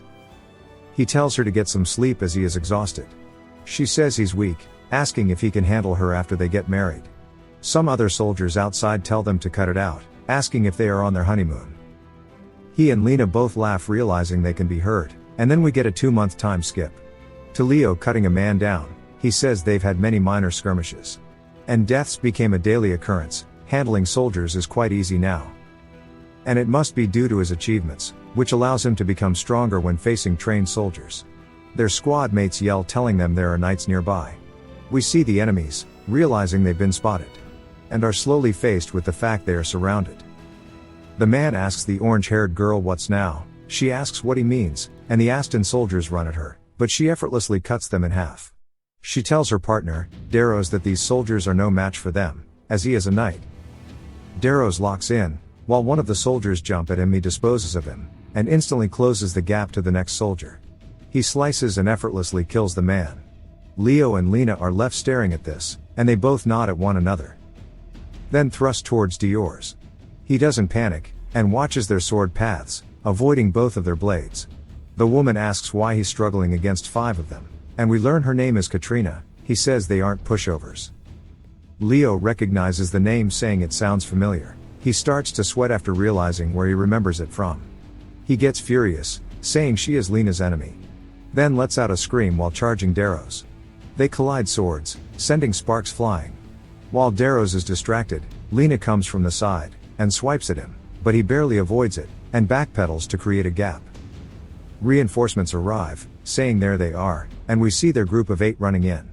Katrina clicks her tongue, and tells Darrows to stop fooling around. He tells her that he isn't joking, and starts talking, but a random soldier thinks it's a chance and grips his sword. He runs in trying to attack Darrows, who doesn't panic and quickly slashes the man. Leo says that now is the chance, and slashes at Darrows, cutting his thigh. Darrows doesn't falter, retaliating with an attack. Lena rushes in to aid Leo, piercing Darrows' chest with her sword. He kicks her away from him, and his wound begins to pour blood. His momentary distraction was all Leo needed, as he leaps at him, piercing his chest too, pinning him to the floor. Leo is gassed out, and a window appears saying he's killed a knight, and now he's stronger when facing one. He says knights are no joke, and it took 5 of them to barely even kill one. Katrina is still fighting, and has killed multiple soldiers. She wonders how Darrows is doing, and looks over to see his lifeless body. She gets pissed and leaps towards the remaining soldiers. One of them tries to block her, but he gets split like a log. She quickly pushes 2 more in the back, but again with no effort she slices them both in half. With her blood-drenched in sword, she stabs one of the soldiers' corpses. Leo asks her if she is Katrina. She ties up her hair and spits, says yes. Asking how he knows her name, Leo says when Lena died it was around this period. He's surprised he is face to face with Lena's killer. She asks if it was him or Lena who killed Darrows. Leo says it was him, and charges in, clashing swords with her. It cuts to some world building, and how mana is meant to be a blessing from the gods, present all over the world. Theoretically given time anyone can absorb it, becoming an expert. But in reality, most people reach a very old age before becoming an expert. So one must have the talent to quickly absorb mana. Katrina says it's strange. She knocks his sword away, saying that Leo's swordsmanship is low-key ass, but his battle experience is nuts, and he's an expert at a young age. He goes in for an attack, which she sidesteps. She realizes there must be a reason why Darrows lost, saying if she isn't careful she might die here. She decides to create distance. Leo says he can already feel the effect of the achievement. Katrina says he's good for a soldier, but time isn't on his side, as she will face him with all of her strength now. She quickly charges in, and they exchange a heavy blow. Then begin to each stand their ground going blow for blow. 8 total clashes go by, until she spots him lower his sword, saying this is an opening, and leaps forward, but another slash comes from her side, as Lena is here to help Leo. Katrina avoids it, but neither Lena nor Leo give up on their attacks. Katrina is handling both of their attacks. She says she needs to get Darrows' body. But neither of them give her a chance to even relax, as when one attacks, the other quickly follows it up. Katrina is slowly looking tired, but goes for an attack on Lena, who blocks it. But she says that she is definitely the weaker of the two. Hard to tell exactly, but I believe Katrina feints a kick, to make Lena block, but plants her foot and uses it to thrust her sword forward. Lena tries to block, but is too slow as her arm gets severed right in front of Leo's eyes. He screams calling out to her, but Lena is tenacious and charges in with her shoulder. She hits Katrina and lands atop her. Leo quickly runs over and holds her down and grabs her blade, pushing it to the floor. He tells Lena not to miss the chance. She raises her sword and stabs down in Katrina's chest. Katrina grips her sword tightly, but it was just as a candle flickering violently before fading out, as her body loses life. Leo and Lena are both gassed out, but Lena tells Leo that they got it, and now they are officially knights. But she falls over, and he screams her name. 2 weeks later, we see both Lena and Leo bandaged up. Because the church opposed the war they could not get a priest's healing. Lena asks why of all fingers, he had to have lost his thumb. He says even now she's more worried about him. He asks her how she is. She says she's feeling better now. But she is awkwardly fidgeting around. Leo says the prince is meant to be coming. She says that's good, and asks if he's going back now. He says he's requested to go home. She says that she also wants to go home. A man calls out to the both of them, saying that the administrative officer is calling for them. They both show up in the office, and the man says surely they heard about the prince. After the parade tomorrow they plan to give out rewards, and he's recommending the 2 of them. Leo thanks the man, but Lena looks like she has other opinions. The man then tells him that only Leo will go up on stage. Leo asks why and the man coughs saying morale will suffer if a soldier with a severed arm goes up. Leo shouts, saying it was thanks to her that they killed the 2 knights. If she can't receive hers, he doesn't want his either. She realizes how serious he is, but tells him that it's okay. The man says they recognize both of their achievements, but Leo puts his hand on Lena's shoulder, and walks her out. The man yells, but Leo doesn't care. Later on we hear the trumpets blaring, as the Prince Arnold de Claus has arrived. Everyone bows as he walks along his red carpet. Including both Leo and Lena. Leo gets an achievement for meeting a prince, garnering slight favor from all princes. This slight favor goes for anyone serving the Claus family, along with the prince himself of course. Arnold steps up the podium, and looks down at the soldiers, saying that the royal family won't forget their sacrifices, and that it's time to hand out rewards. Lena bumps Leo to go, and he starts to walk down the carpet. Arnold raises his sword, and begins to put his sword on Leo's shoulders, saying he has no given him knighthood. Everyone starts to cheer him on, and Lena also looks happy, but sad she can't be standing with him. Later when they are heading out, she says when they get back she wants to pick up cooking. Leo asks why. She says that she wants to open a small shop for simple meals with drinks on the side. He laughs, saying knowing her she'll give tons of drinks out, but not much food. He says surely she'll let him eat for free, and she says of course. Everything is free for friends. He is caught off by the friend's comment, but carries on saying she'll be bankrupt in less than a month if she does that. She says that's not true, and with the money she's received for the reward it's okay if she fails a few times. He laughs at her comment, and then they finally return home. We see her parents and Lena calls out to them. Teary-eyed they run over to her, she runs at them too and they all hug each other while crying. Leo's father stands before him, and he gives him a look of approval, but also worry. He grabs onto Leo's hand, and sees his missing thumb, giving him a hug afterward. Despite the victory, they returned as if they had lost. Later at the training area, Lena takes a sword asking if she should try using only one hand. Leo smiles saying yes, and he was thinking of using a sword and shield too. Asking if she wants to give it a try, she scoffs saying that she'd be at a disadvantage, and to make it fair they can't use shields. He smiles, seeing her back to her usual self. And they take their stances like usual when they practice. She charges in, and swings. Leo blocks it. They both go for a follow-up attack, clashing their swords against each other. But he easily overpowers her sword, and he calls out to her. She seems frustrated, and swings with her full power, but again just gets knocked back by Leo. She starts to shake and break down. He calls out to her, then drops his sword to embrace her. She looks up, tears strolling down her face. He tells her that he wants to get married. She is shocked by this, but quickly turns to run away. He tells her to please answer, but she doesn't say anything. She grits her teeth, saying she doesn't want to. He asks her why not. Still crying, she turns saying to look at her. She says that in this state she doesn't want to get married. Since she doesn't want his pity, he walks over to comfort her, but she asks what he plans to do with a cripple. He hugs her saying that none of that matters to him. All he needs is her. She looks up still teary-eyed, and he tells her he loves her, then kisses her. The window appears, saying he married Lena, and thanks him for playing. Again the golden light appears as Lena fades out from his embrace. He calls out to her, out of frustration. We see her portrait appear, as they have a happy family. She became a chef like she wanted. His negative emotions leave after seeing how happy she looks. He's relieved she didn't die in vain, and even had 3 children. Leo often went hunting and enjoyed his family life too. Minseo says he's just glad he got a happy ending. He made Lena happy, and got revenge on Katrina. Though he did not clear the scenario, and he's obtained a skill called passing technique. Minseo says this should have gone to Lena, not him. And that making Lena a princess is beyond his current capabilities. He thinks about the real world, says he is missing his parents and Kaya. But right now, he only wants to focus on making Lena happy. He fades out, waking back up in the beggar Leo's body.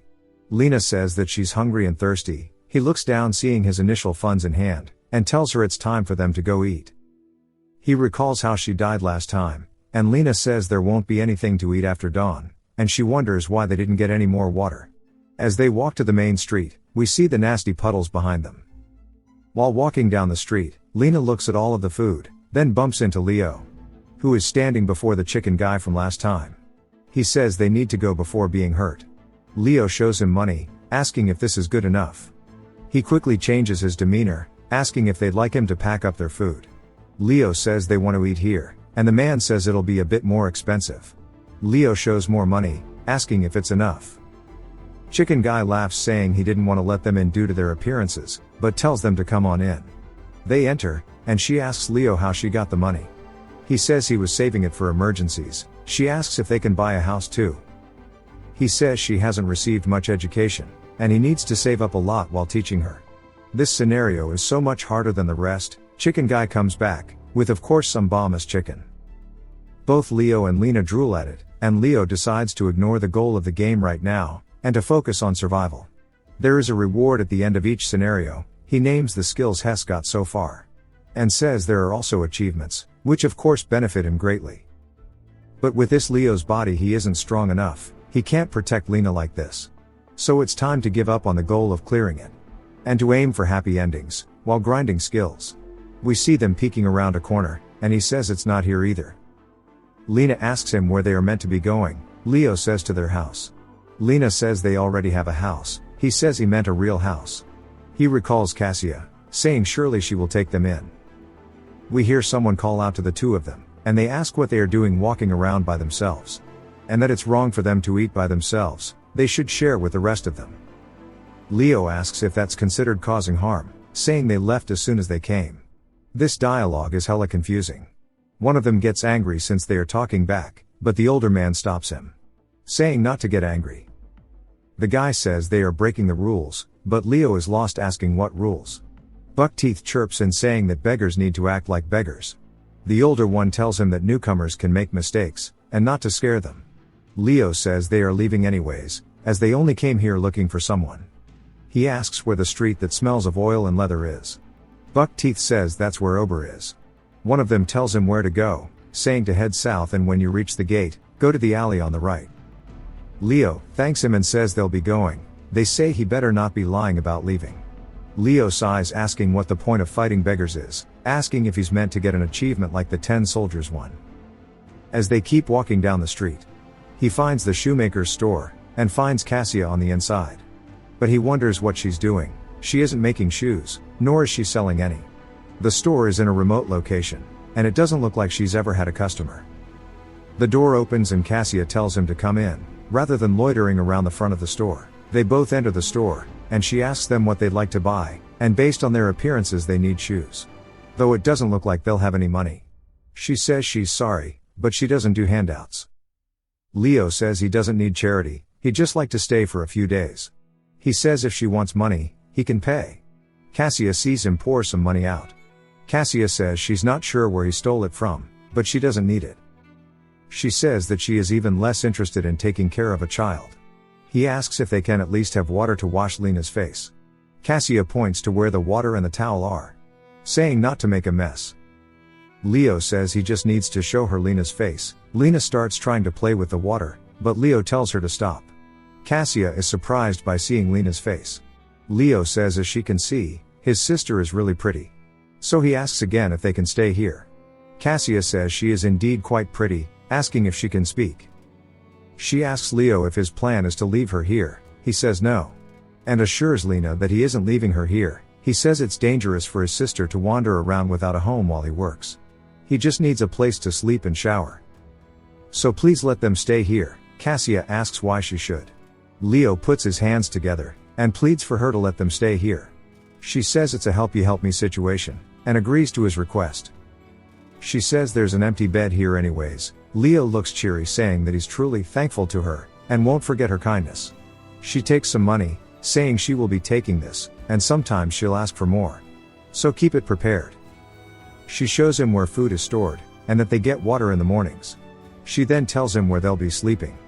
He almost slips out her name, and asks if there's something they can help with. She says her name is Cassia, and he calls her Miss Cassia. But it grosses her out and she says to just call her Cassia. He does just that, and thanks her, while being cheerful. Then he introduces himself and his sister. Cassia looks over at the door, and Leo wonders what she's looking at. Then says that she's actually quite strange. Later Leo walks in with water in a barrel, telling Lena it's time to wash up, and she starts to take off her clothes. He quickly tells her that she can't just do that. She thinks he means she has to fold her clothes, so she does that. He tells her he'll be outside to wash up. He leaves the room, and says he needs to teach her quickly. And she needs a parent more than a teacher right now too. Last time he asked about her age, she said she'd be an adult in 2 years. And somehow her and Winter Lenia are only a year apart. He says the environment really matters. She says she's done washing, and he goes in asking if he can come in. But realizes she's still putting her clothes on. No clue why he didn't wait for her reply, but she was just messing with him. She says it's his turn to wash up. He sighs, saying she can't just take her clothes off in front of him too. She asks why, and he says showing your naked body to others is something to be embarrassed about. She says that Leo isn't just someone random. He says that's true, but she doesn't need to show him. Now that they have a room, she should only undress and wash when nobody else is around. She says alright. He tells her it's his turn, asking if she can wait outside for a bit. She runs off semi-angry, and he sighs. After cleaning up he heads out, going from store to store to store, trying to get a job. But each one just slamming the door in his face. He walks back sighing, saying he was rejected again. He says in the Hunter Leo scenario he got a job at a tool shop. But this Leo has no skills or muscles, though he is good looking. He decides to stop the negativity, saying he needs to get Lena married into a wealthy family. He says it'll be enough if he just hires a tutor to teach her the basics, and let her looks carry her. But he wonders what the next step is for him. He has 2 of the skills from before. He has hunting and swordsmanship, but there are no mountains around here, and if he becomes a mercenary he'd have to leave Lena, and he doesn't want that. He wonders if that's all he has left, but looks determined. He starts walking down the alley, while flipping one of his coins. And some thugs call out to him, asking if they can talk for a moment. Leo says this is good, and he's got a plan. They pull him aside, asking why he's so bold in the streets at night, even while being unarmed. And asks what the sound of coins jingling from him since earlier. He goes to mess with his hair, saying he's sure he has money. But Leo ducks down, and elbows the man in the stomach. He falls to the floor in pain, and the other 2 are caught off guard. Leo takes the chance to jump up, kicking one of them in the face. The remaining one draws his blade out, calling him a filthy beggar, then thrusts at him. Leo says even if his body is weak, he trained himself to death in the winter scenario. He tells the thug he doesn't need a weapon. For a thug like him his body alone is more than enough. He hits the man with an upper palm strike, causing the man to stumble for a second, then falls over. Leo picks up the knife he dropped, and looks at it. The original thug says that he won't let this slide. Leo smirks, saying that he guesses it's best to finish this now. Then we hear the man screaming. Leo unlocks an achievement called Alley Cleaner, making him stronger in dark alleys. From that beating, he earned himself 2 daggers and a dozen copper coins, saying it's a decent profit for a quick job. But he is covered in blood, it can only go so far too. And that he needs to join the family that runs the back streets. He enters a building while a man is sweeping. The man is wearing an eye patch, and tells Leo that it's closed up. Leo quickly puts a blade to his throat, and the man asks who sent him. Leo says he doesn't seem like an ordinary clerk. The man says they should calm down while inching backwards to a rope. Leo realizes something, saying that his hunch was right. It wasn't a coincidence that Leo got dragged to the stable last time. To smuggle illegal goods, the family own the carriage rental business. So it's safe to say most of the ones here are run by the family as well. A bigger man walks in asking what's going on, and sees Leo holding a knife to Eye Patch, who says he doesn't know what's going on. The man asks if this is the new beggar strat, and to put the knife away. Or else he'll be hurt. Leo throws a knife to the floor with some other stuff, saying in the west alley of the marketplace there are 3 thugs. Which should be enough for an initiation rite, but keeps the other knife on the eye patch while slowly walking out of the building. Saying he'll be back tomorrow, to check the thugs properly. He heads back to Cassia's and wonders if the blood is that noticeable. He starts to take it off. Lena runs in asking why he is so late. Leo laughs, saying he was looking for a job. She asks why he's taking his clothes off. He says it was hot walking back. She says he must have had a rough day, and he not at all, it wasn't that bad. He asks her what she did today. She says that she just stayed in the room all day. He tells her he'll quickly wash up, asking if she can wait to sleep. He sees that she seems sad, and says he'll get her something tomorrow. It jumps to the next morning, and Leo says he needs to go find a tutor for Lena. But while he's walking downtown, he wonders where he can find a tutor. He calls out to a woman, asking if she knows any tutors around here. She tells him that she's unsure, but a man overhears him, asking if he needs a tutor. The man says that if he pays a small fee, he can mediate, asking what the requirements are. Leo thinks about it, saying he needs someone with integrity. That won't be swayed by beauty, probably an older fellow. The skill level doesn't need to be that high, then adds on it has to be a woman. This is how Leo found a tutor for Lena. He heads back home, asking the tutor how it was, and if Lena was learning. The tutor says she is quite pretty and understands why he found someone like her. She says she won't speak of the young lady to anyone. She says she'll come by twice a week for lessons. She says she'll see him in 2 days. As she leaves, Cassia says that is a good brother. He doesn't reply, and instead says he'll be heading out again. She asks him if he found a job, and he looks at Lena with her books and says that maybe. That night he meets back up with Eye Patch, who says to follow him inside, He tells his boss he brought the guy from yesterday. We see the man look up after writing. The boss says he's heard about him, but he is quite petite. He walks up to Leo and looks down at him, saying it's nice to meet him, and if he can handle 3 people with such a small body, it must mean he is quite skilled. Leo says his skill isn't anything crazy, but boss man laughs, saying they'll see. He tells him to follow him first, as he needs to see his skills. He asks if his main weapon is a dagger. Leo tells him it's a 2-handed sword. Boss man sighs, saying he must be from a knight family.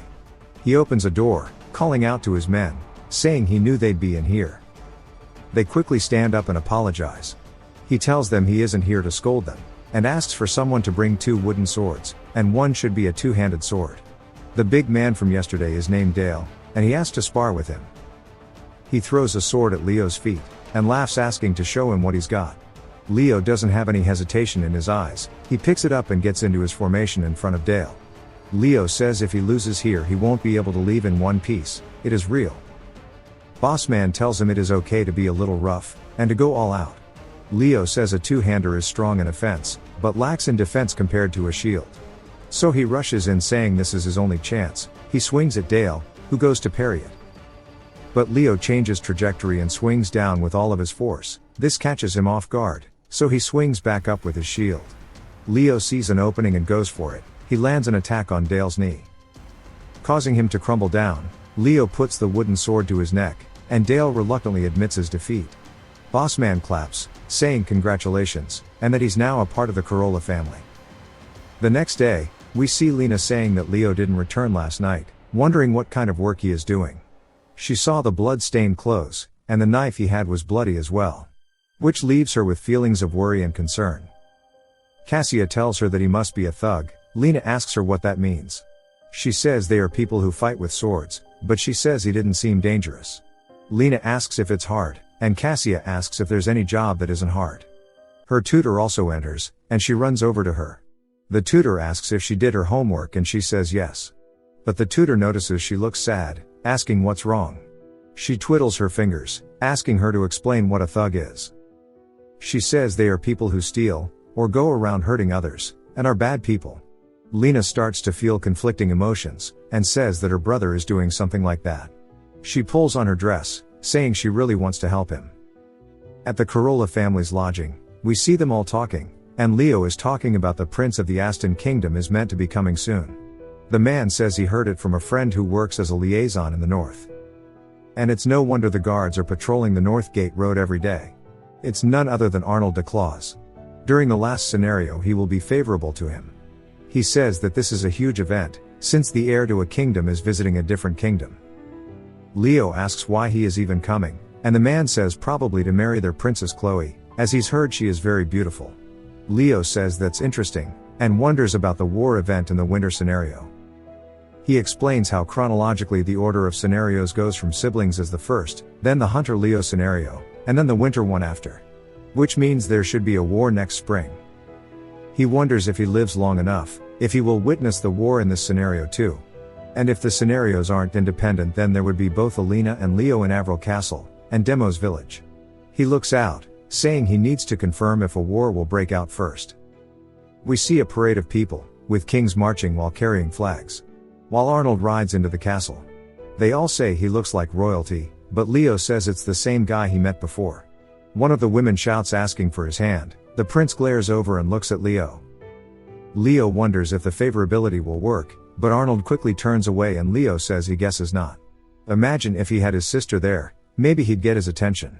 A week later we see a man on a carriage having his throat slit. As Leo asks them how dare they steal from the Corolla family. They ask if he's alone, saying it's just a small kid. But Leo is way faster than he anticipated, and quickly dashes between all 4 of the remaining people, slicing all of their throats. They tell Leo he did great, and they'll pay for his drink today. He says that he is just doing his job. One of them asks the rest if they've forgotten what the boss said about keeping a low profile since the atmosphere is tense. The other one asks why it matters since the prince already left. Leo is surprised by the fact he dipped already. One of them says who knew that Chloe would be such a loose woman, saying that it is total chaos. Apparently she was meeting with Count Herman's son secretly. Another tells us that Count Herman is a swordmaster. And how the king might also be troubled. His daughter, who seemed pristine, was caught playing around. Leo wonders if they are talking about Gilbert Foray. Count Hermann Foray is a renowned swordmaster, and a great politician of the Veleta kingdom. But his son Gilbert Foray is an infamous womanizer.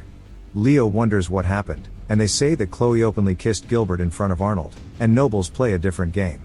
Leo smokes a cigar, saying this is more serious than he thought. Since the prince fled after such a humiliation, the Aston kingdom won't take this lying down. Good thing he didn't volunteer as a soldier. He wonders if this is the cause of the war in the future. The curtain of war has indeed been raised, which is even involving the back alley gangs. Some of the men talk about how it's hard to get weapons these days. Leo overhears this, then nods to Bossman, who tells his men it's time to go. He and the rest charge in, and they say they are being attacked. The Beerza family, who supplied illegal weapons, were enjoying their sudden boom in business. However, the Corolla family held grudges due to the slave trade, and had no weapon supply. So they had an all-out war with the Beerza family. After a bit, they found all of the weapons they had stashed away. Bossman tells them to take it all, and a man rushes at him while he is distracted. Bossman is surprised, but Leo isn't, and comes in and saves him. Leo grabs the man's axe out of the air, and cuts his throat with it, killing the man on the spot. Just like the 10-soldier achievement, he actually got one for killing 10 thugs. Bossman thanks him, and says truthfully he was suspicious of Leo, but his suspicions have been cleared now, as he is now a part of the Corolla family, regardless of what others say. Now he has slight favor with the family for his next life. As Leo is walking away, a man calls out to him asking him to come here. Leo wonders if he's from a different family. He says this is strange, and asks the man what he needs. Someone says he's heard that he is Cassia's boyfriend, but he doesn't care about that. Leo is confused, and the guy points behind, saying not to bring thugs like this with him home. Leo wonders which family the tale belongs to. Leo asks if he talked to Cassia. The man says of course. Another family is walking around their territory with a knife, so he looked into his relationship. Leo apologizes, saying he'll be more careful in the future. The man says that Cassia is a pitiful girl, and to be good to her, and seeing her studying with a tutor must mean she is dedicated right now. He tells Leo he can go back now, and he does so. Heading back to Cassia's house. He says people are calling him her boyfriend. She says it was Obert, wasn't it, saying she didn't have an excuse. She puts her hand under his chin, saying she kind of likes him too. He's gained favor with her now too due to an achievement. Leo panics, wondering why this achievement randomly popped up. Lena walks out of her room. He quickly runs over asking how she's been. He starts to talk to her, saying he's brought her some snacks. Cassia watches this, but I'm not sure what emotion she is feeling. He asks if anything happened while he was away, and asks if she's studying well. She sees the tattoos on his hand, with all the scars. And he tells her he'll be busy for a while. So even if he can't come often, she has to study hard. She asks what's up with all of the scars on his body. He pats her head, saying it's just from work. She asks if he can't just stop what he is doing now. He asks her what she means, since he is making more money than ever. He tells her he'll quit when things get better, and it'll be really soon. He tells her not to worry, and to just focus on studying, as he'll be back later, but she just feels like a burden and wants to help. That night while Cassia is working, Lena calls out to her, asking if she's about to leave for work. She says that it's just some errands. Lena asks if there's anything she can do to help. Cassia asks why, and Lena says Leo is having a hard time because of her. Cassia asks if he asked for her help. She says she wants to help any way she can. Cassia says even if she earns money, what would change? Making Lena really think about it, Cassia says to just do as she was told. That is how she can help Leo. Asking what kind of work she could even do. Lena says that she's right, if it's a small sum nothing would change. Cassia asks if she's done talking, and goes to leave. But Lena shouts her name and struggles saying it, but tells her she wants to buy a house. Cassia thinks about what to say, but Lena continues by saying that it's her dream to live in a nice house with Leo. She wants to be of use. Cassia says it's less about what Leo wants, and more about what she desires. Lena of course is a bit slow, so she doesn't really understand what she means. Saying that Leo would be happy if she got one. Cassia says it didn't come out like she meant, it's just that she's also helped someone before for her own good. But it didn't end well. Lena calls her big sis, and seems concerned. But Cassia brushes it off, saying that she can introduce her to something she can do. Cassia starts digging through a trunk, asking if she wants to go today. She pulls out a robe asking her to wear it. Lena looks nervous, and we see them going into the red light district. Please no. Not like this. They walk down an alley, and Lena wonders where she is. Some drunk men ask if they'll play with them, saying they'll pay well. We see them get to a brothel, and the man at the door asks who the little kid is. Cassia says that she brought her here, so open the door. The guy asks how can he know when she's so covered up. The door opens for them. And inside we see there are quite a few customers in the brothel. Lena looks flustered, and Cassia tells someone that she's brought her. They go further back to an old man, and he seems happy to see Cassia calling her formally. He says she is early today. Cassia says that she told him to just call her by her name. It pulls out the chair, saying it's become a habit. He asks her who Lena is, and she pulls the hood off to reveal her, saying she's brought her. The man is shocked by how pretty she is, and Cassia asks if she can work here. The guy thinks about it, saying he's not sure where she picked this kid up from. But she can't, as she is too precious to be in a place like this. And she shouldn't. Augurs go see the owner instead. Cassia asks if he can't decide anything on his own, and if it's the manager's job to always ask for permission.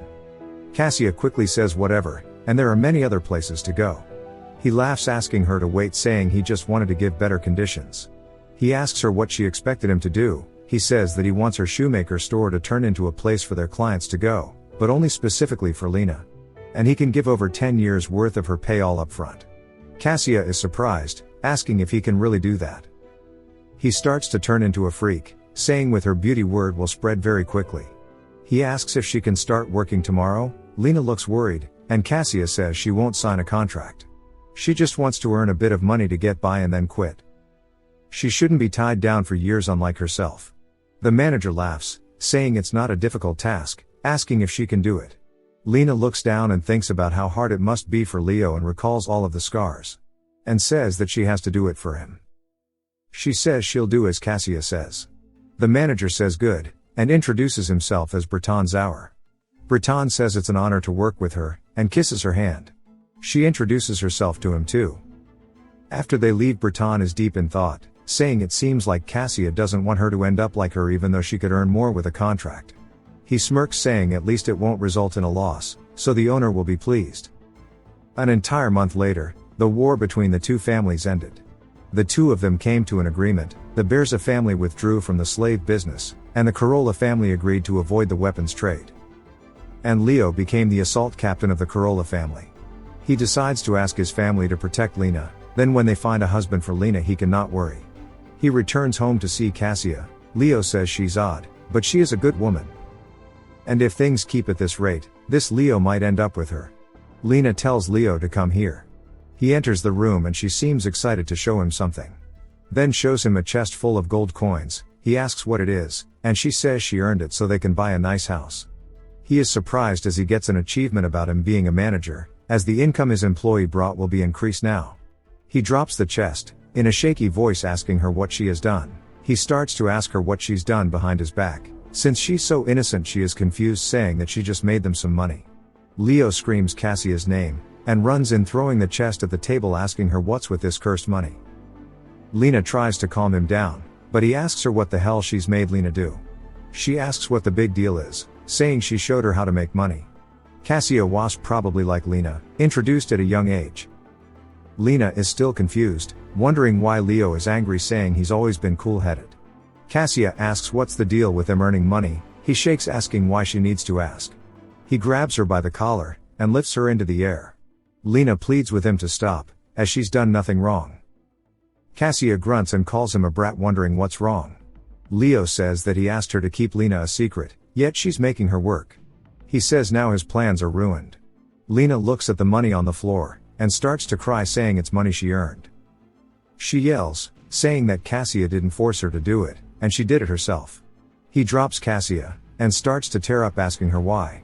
She asks him why he's angry, and why he is crying. She starts to cry, but out of frustration asking why she can't go out. Asking what he knows. He starts to realize how she must have felt cooped up in the house all day, and she asks him why he's saying these things to her. She cries into her hands, saying she didn't do anything wrong. She then gets it into her head that Leo is going to leave her, and run off, saying that she hates him. He quickly chases after her, but is blocked by Ober asking what's going on. Asking why he is yelling so loudly right now, Leo pulls his knife out saying to get the hell out of his way. He slices at Ober, saying to back off if he doesn't want to get hurt. Ober says he's lost his damn mind. His family starts to run and asking Ober what's going on. And tells Leo to drop the knife before he kills someone, and if it weren't for Cassia he wouldn't have warned him at all. Leo says he clearly told him to back off. He charges forward at the group, and one of them block his attack with their axe. And another one follows it up with a kick to the face. Blinding by rage, he lost the ability to calmly fight. They pin him down, and he says if he had dual swords he'd have killed them all. He looks up at Spite, and Ober tells his boys to take him and follow along. He heads back to Cassia's, and Ober asks her what's going on here. She says that he's upset she introduced his sister to work. Ober asks if the younger girl from earlier is his sister, and she says yes. The circumstances seem dire, but she tells Ober to step out and let her handle it. Ober throws him saying if he does something in their territory again they'll wipe out his Corolla family, or whoever else he's affiliated with. Cassia asks why he's angry. He asks why that's even a question. He asks if he isn't allowed to be angry, asking where she went. She tells him she probably went back to work. He asks why she introduced her, and Cassia says that she wanted to help him. He throws something at her, calling her a bitch, saying she should have told him first. She asks why it's a big deal that she was given work, and that she's been doing this since she was a kid to help her sick father, and if she didn't do something he'd have died in agony. She says she did her best since he couldn't beat the illness and ended up taking his own life. He tells her he does not care about her sob story, he's too blinded by anger. Saying that her situation is none of his concern, as Lena is all he cares about. He asks why he did that to her. She laughs saying he lied to Lena about his job, saying he probably thought he'd get stabbed by a knife. He grits his teeth, and says Lena went somewhere. She tells him it's too late, as she's probably signing a contract right now. He asks her what kind, and she says it's a contract for several years of exclusive work. Leo is now unable to control his rage, and starts choking her and she starts to struggle to breath. And a window appears saying Lena's final occupation has been decided. Cassia fades out of his hands start to shake and he lets out a primal scream full of rage and regret. As a window appears thanking him for playing again, we see a portrait of Lena as a brothel worker, and Leo is devastated. We see that her final occupation was a tavern madam, and his was a tavern keeper and gangster, neither of them marrying. Lena met many nobles during her time working at a high-class tavern, but instead of becoming a mistress she manipulated them. After taking control of Count Foray's land, she was executed by his knights. Leo quit his job after raising to captain of the assault squad, and devoted himself to helping Lena, but was killed by the same knights that came for her. He managed to drive her away. Minsel says that he has no time for self-hatred.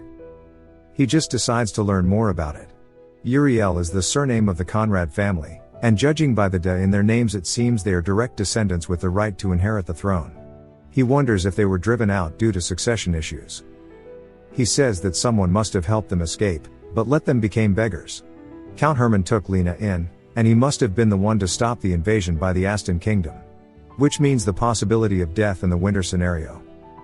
He gets pissed, saying Cassia ruined it all. Both Lena's peaceful life and his plan to keep gathering information about Arnold. He again is met with the window saying he has failed. But due to him not doing anything to get achievements, he earned a skill from Lena called lovemaking. This shit makes me sad. He restarts yet again. We see him back as Hunter Leo. He is clearly angry. Lena starts to tell him about something, and he decides that he needs to stop worrying about the other Lena, and focus on this one. She smiles warmly at him, and he returns with one as well. It's his third time now as Hunter Leo. At first he was happy since he didn't think he could repeat like this. The second round ended with her being kidnapped, and he wonders what to do this time. He wonders how to make her the princess. She says that she heard the Saint Azra was a normal farmer. But he went to the capital. He gets an idea, wondering if he should send her off to the capital church, saying there's a priest event there. Then Lena will become a priest, fulfilling her dream. But he won't be able to escape, will have to repeat it all over again. He thinks that traveling alone to get intel might be a good idea. Lena calls out to him, and asks what he's thinking so deeply about. He says that he's thinking about dinner, but she can tell that he's not telling the truth. Later we see her knocking on the door. He tells her to wait a minute, and he just finished eating. She realizes it's her first time skipping church, asking if that's okay. But she says that the way Leo's eyes look have changed. She wonders if he's noticed she's given up on being a priest, and if he'll be happy about her decision, or would try to get her to go back and be a priest. She flashbacks us to when she was younger, and she was talking about becoming a priest to help those who are suffering. And how she was so focused on her dream she didn't think about how Leo was feeling. Since priests are unable to be married. Leo opens the door for Lena. He asks her what she's planning to do today. She looks at him, and says that he seems suspicious today, asking if he's planning to play a trick on her. He says that isn't it, and he's just happy to see her. She says she won't let him do anything strange. He asks her what's going on today. She says that she'd like to go pick some wild mushrooms. He smiles, saying it's the same as usual. He tells her okay and to give him a minute. He quickly runs back out saying that he's ready. She's surprised he's ready so fast, and he says there isn't much to prepare. She isn't buying it, saying he's definitely hiding something. He tries to tell her no, but she says he definitely is. Then asks him to hand his bag over. He says she's too sharp. She looks into it, and even though there is nothing she is still doubtful. He says that she is smarter and more perceptive than the other Lennis. So he'll have to be more careful going forward. A bit later, we see her talking to him saying she is thinking about giving up. She can't afford to go to the capital church, and she doesn't really want to leave her family. And that she would love to keep living in the forest with him. He starts to blush saying he's heard it before, but it makes his heart flutter. He blames it solely on Leo, even though he's been living in his body for a while. She looks at him with her eyes sparkling, asking if he'd prefer she become a priest or not. He quickly stutters saying that saying would be nice. But he hopes she doesn't give up. She sees he is flustered and gets closer, asking him why. She touches his hand, and he asks why she keeps asking. As she sits closer to him, he says that he knows he has to part ways with her. But you can see from his expression that he is in love. As they are walking back home that night, Father Leslie runs up. He says it's been settled and the gods are watching over her as the priests say they'll take her to the cathedral. She quickly pulls her hand away from Leo's, and asks what's going on. Leo closes his eyes and sighs, saying it's time. The priests tell her that they are on their way to the cathedral, asking Lena if she'd like to join them. She looks low-key excited, but looks to see what expression Leo is making. But sees that he's just staring at her, then she quickly averts his gaze. I'm guessing she doesn't want to leave him. Leo then asks them if he can go with them too. He says he lacks in theological studies, but will study hard, and he will become a servant of the church. Lena starts to tear up since Leo's family treats hunting as sacred, since his family have always been hunters. The priest notices she cares for him. She smiles saying that it should be fine. But the older man sternly says that will not be possible. We learn the man is named Sir Karan, and the woman asks why he can't join. Karan says that Leo believes in a false god.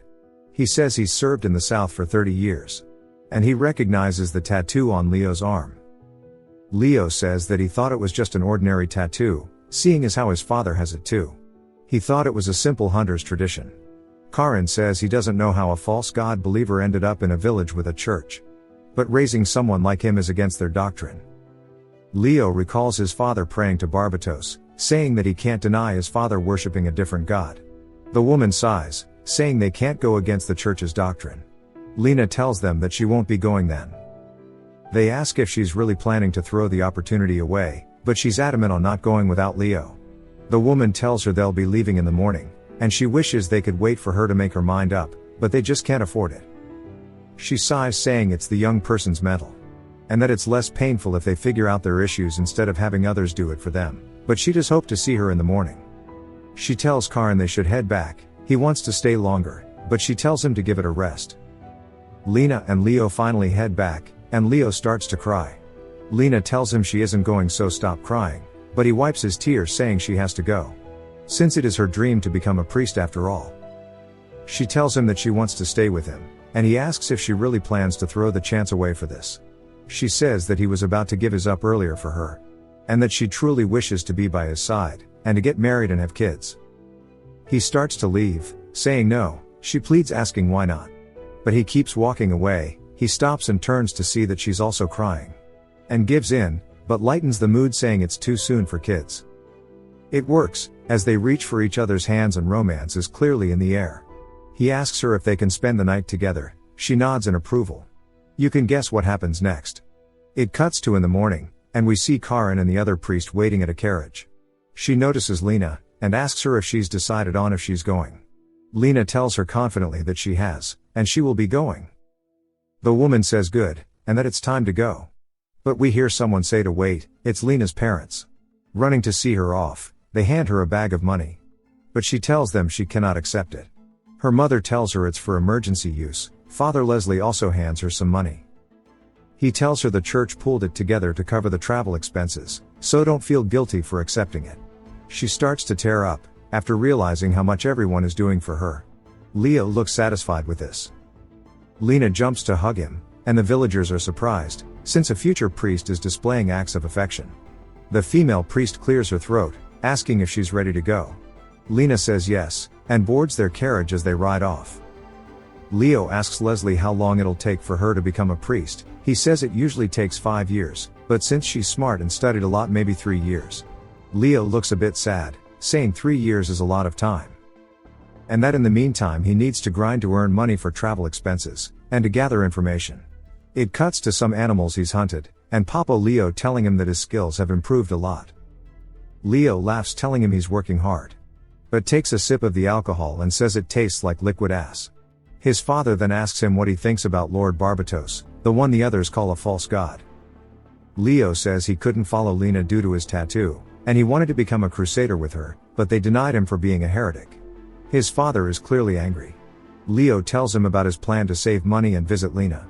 But his father jolts out of his chair. His father walks over to the fireplace, and looks down at it, telling Leo to sell all of the jerky tomorrow. Leo is surprised, asking if he wants him to do it alone as he usually does it with his father.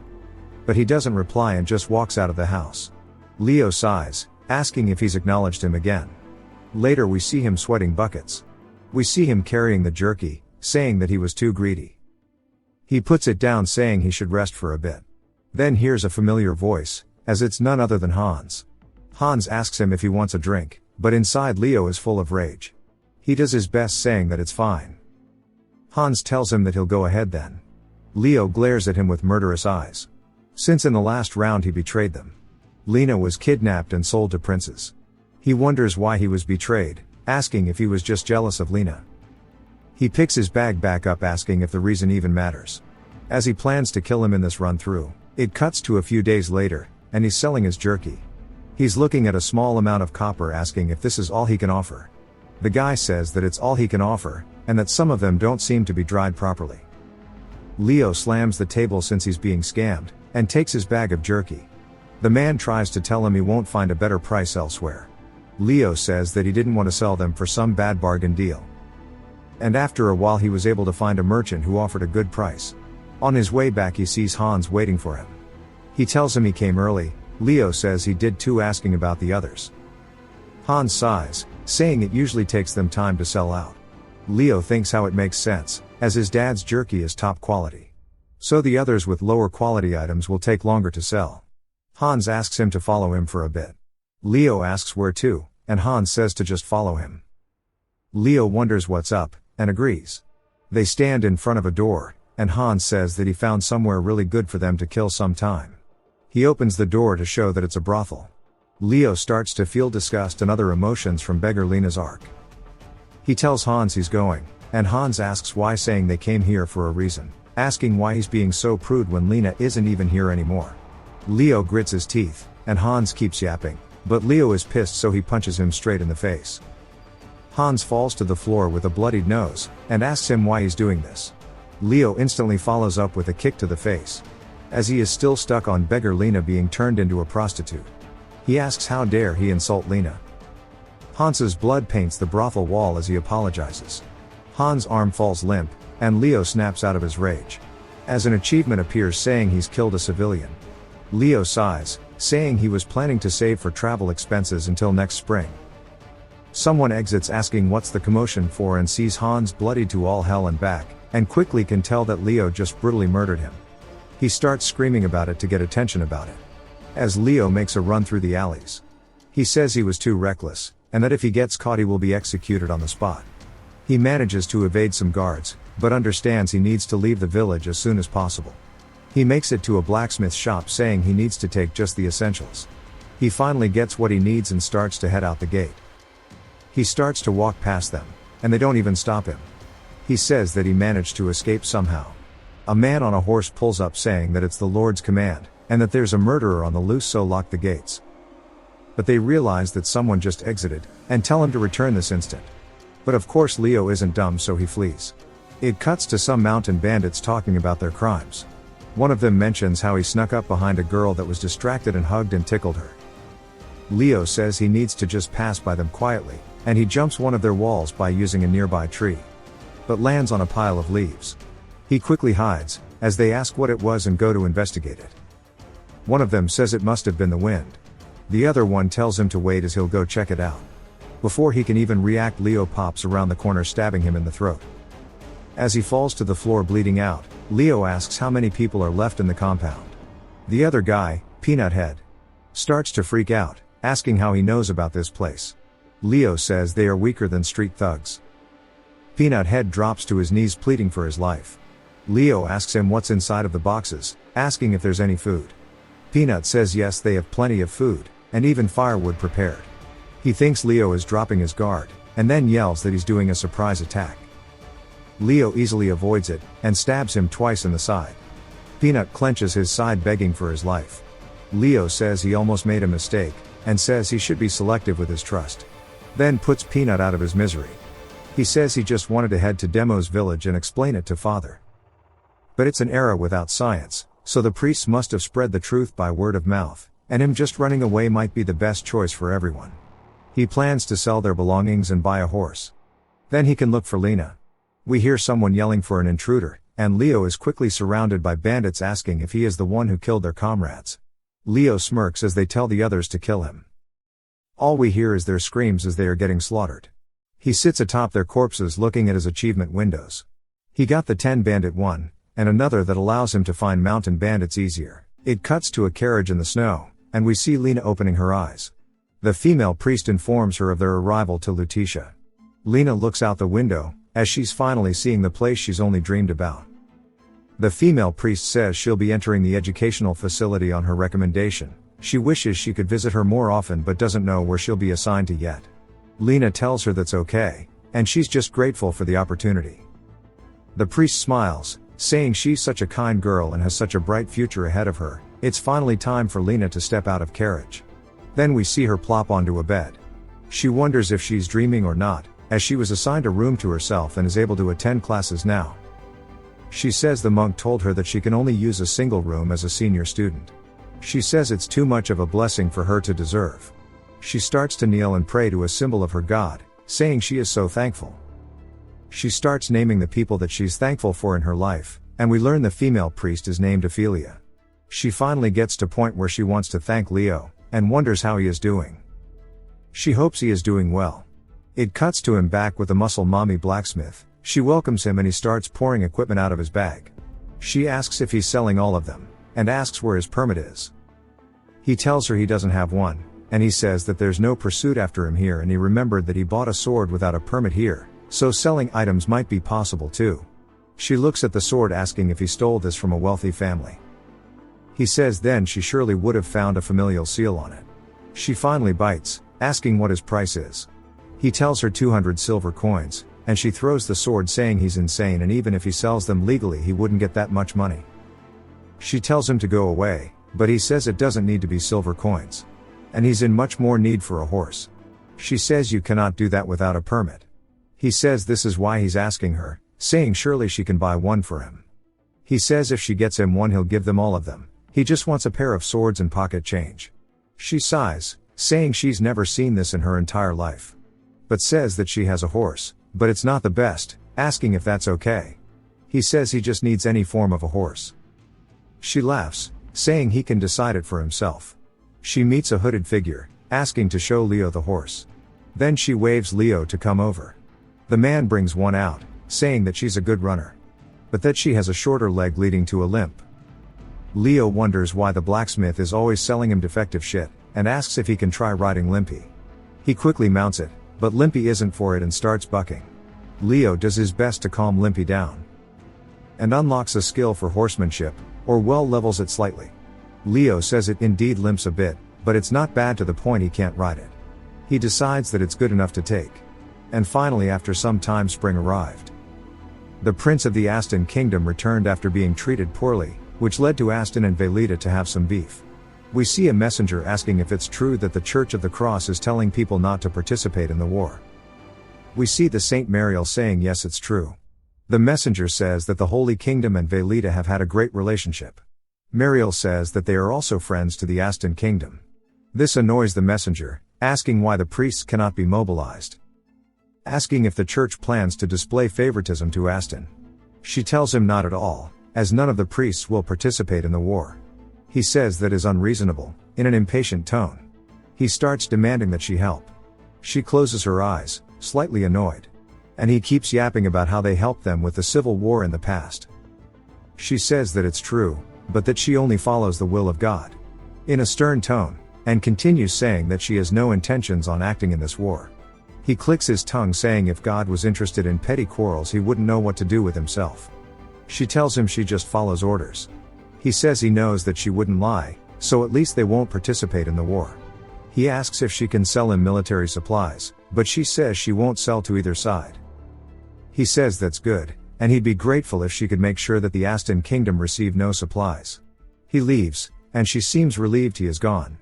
We get some lore about the Church of the Cross, and the 5 gods they worship. Which are the supreme good, and his 4 incarnations. Mariel says that the evil god Vinar who guides evil deeds explained the reason, and recites a passage that talks about you shouldn't hesitate to fulfill your duty, and that while strength is valuable so is being mindful of time and place. And that the Lord placed 3 rivers on the continent, and they all flow in a winding, but natural course. Does it sound familiar to you? 3 rivers, 3 lives. Maybe I'm overthinking it. Mariel wonders what the will of the gods truly mean. Then it jumps back to Leo saying 2 months have passed since he's traveled with his horse Woody. Goodbye the Limpy nickname.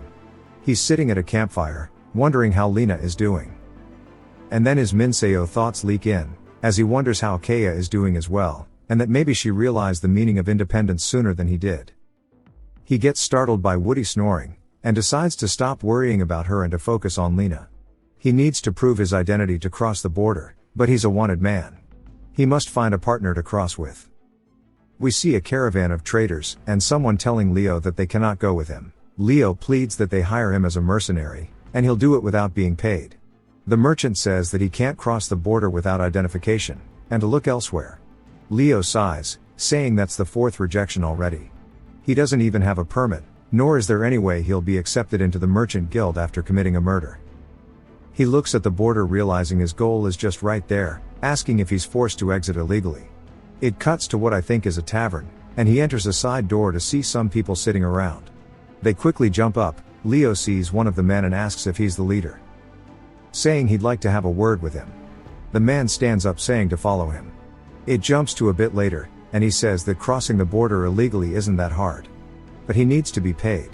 Leo shows him 3 copper coins, saying it's all he has to offer. The man then asks what about him trading Woody, but Leo says that's a bit much. The man smirks saying to offer more then.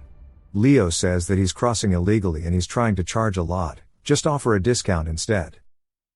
The man tells him to take it or leave it, and Leo says fine but he'll only give the horse after they cross. The man says then he'll just ride away on horseback. Leo sighs saying he'll hand it over right as they reach the village across the border. He doesn't want to walk all the way there. And what's the point of running away with no money? The man tells him to leave his sword too, and he'll think about it. Leo gets annoyed, but goes along with it. He says if he tries anything funny he will regret it instantly. The man sighs, saying he has no intention of fighting someone with a 2-handed sword on horseback, and he isn't interested in slave trades. Recently many weapon trading families are eating good due to the war. And this family in the Orn Kingdom also sold weapons, but they fetched a much higher price in the Holy Kingdom. Rather than inside of Orn. This was because their territory straddled the border between 2 warring kingdoms. Naturally the Orn families transported their weapons to the side that paid more, which is illegal of course. The Holy Kingdom's ban on weapon exports only made the prices go higher and higher. We hear a guard telling them to halt, and Leo does so. The man from earlier quickly approaches the guard, and hands him a bag of money saying there's just food and cheap ornaments. They get told to go through, and the gates are then opened. He gets an achievement for making it across, which lets him move faster near borders. Woody is happy, and Leo says he must enjoy being in a new place too. He says it's just a bit longer until they reach the Holy Kingdom. As soon as they reach the village he will be set free. And that it's gonna be sad to let Woody go. But he'll be able to meet Lena in just a few days. He starts to imagine how excited she'll be to meet him, and wonders if he should tease her by calling her a saint. At the village they are told there is an inspection and to dismount and prepare for it. The man nods to his subordinate and approaches the soldier saying he must be working quite hard. He shows him the bag of money, asking if he can make an exception. The soldier says no, and that inspection is the way. The man's subordinate asks what to do. He says what else can they do if they'll inspect them? They'll just throw them all into jail at this rate. He tells his men to attack the soldier. They all pull out their weapons, and prepare for a huge fight. The man tells the soldiers to drop their weapons and surrender, or else they'll be forced to retaliate. The soldier in the front line gets cut down, while another one gets asked a question. Leo is taken aback by the sudden war. And says they cannot go back like this. A cape floats in the wind, and we see atop the gate's wall as a man with a giant sword starts to pray to God. We see him rocking a guile haircut, saying that it's time to remember the wicked. A giant yellow beam is seen in the sky above the gate. We learn the man is a paladin, and everyone starts to get marks above their heads. We see a giant shockwave from something. Guile tells his boys to all attack. Guile raises his sword up and swings it forward, cutting his enemies down with ease. He quickly flings their blood off of his sword, and heads toward the man from earlier. He tells his men to not be afraid as he is alone. Guile instantly knocks him back, and stabs him in the chest while he's on the ground. Leo tells Woody it's time to dip, as Guile isn't here to mess around. As he alone will wipe them out. He says if this is how it's going to be, he will force his way through the gate. The symbol appears above his head like it did the others. It cuts to someone saying that they have room and boarding here, and he's welcome to go outside if he wishes. They tell him if he'll be here overnight, but the man yawns at them talking. And they are taken aback. He apologizes, saying the long journey has made him exhausted, so excuse his rudeness. The man says it's fine, and he'll quickly show him to his room. They head inside of it, and they say while it may seem humble it's one of the larger rooms in the church. He looks at the furniture, then laughs saying he likes it. The priest tells him that's good, and if he needs anything. But the man cuts him off saying he doesn't, and tells the priest to go rest. The man shakes out of anger, then punches his wall, saying that damned princess caused this. If you recall in the beggar timeline, the Princess Arnold is there to meet, kisses a man named Gilbert Foray. Well, now we are introduced to him. He is the one who caused Arnold to start this war in the first place. Gilbert says it wasn't meant to blow back on him, but Chloe got caught in a scandal with Todd and Taitian. Including the son of the Marquis, Chloe tangled with both the sons of the swordmaster Herman Foray. Which turned the political world upside down. Gilbert says he can't believe he is banished here because his father wants to avoid the crossfire. He says this place is so boring, and then he goes to say the quality of women here is low. But of course he spots something, which of course is Lena, and he begins to smirk. Back to a castle gate we see a soldier who hears a horse running. He looks up to see Leo riding in like a maniac. He yells telling him to stop, but Woody says screw that and leaps over their barricade.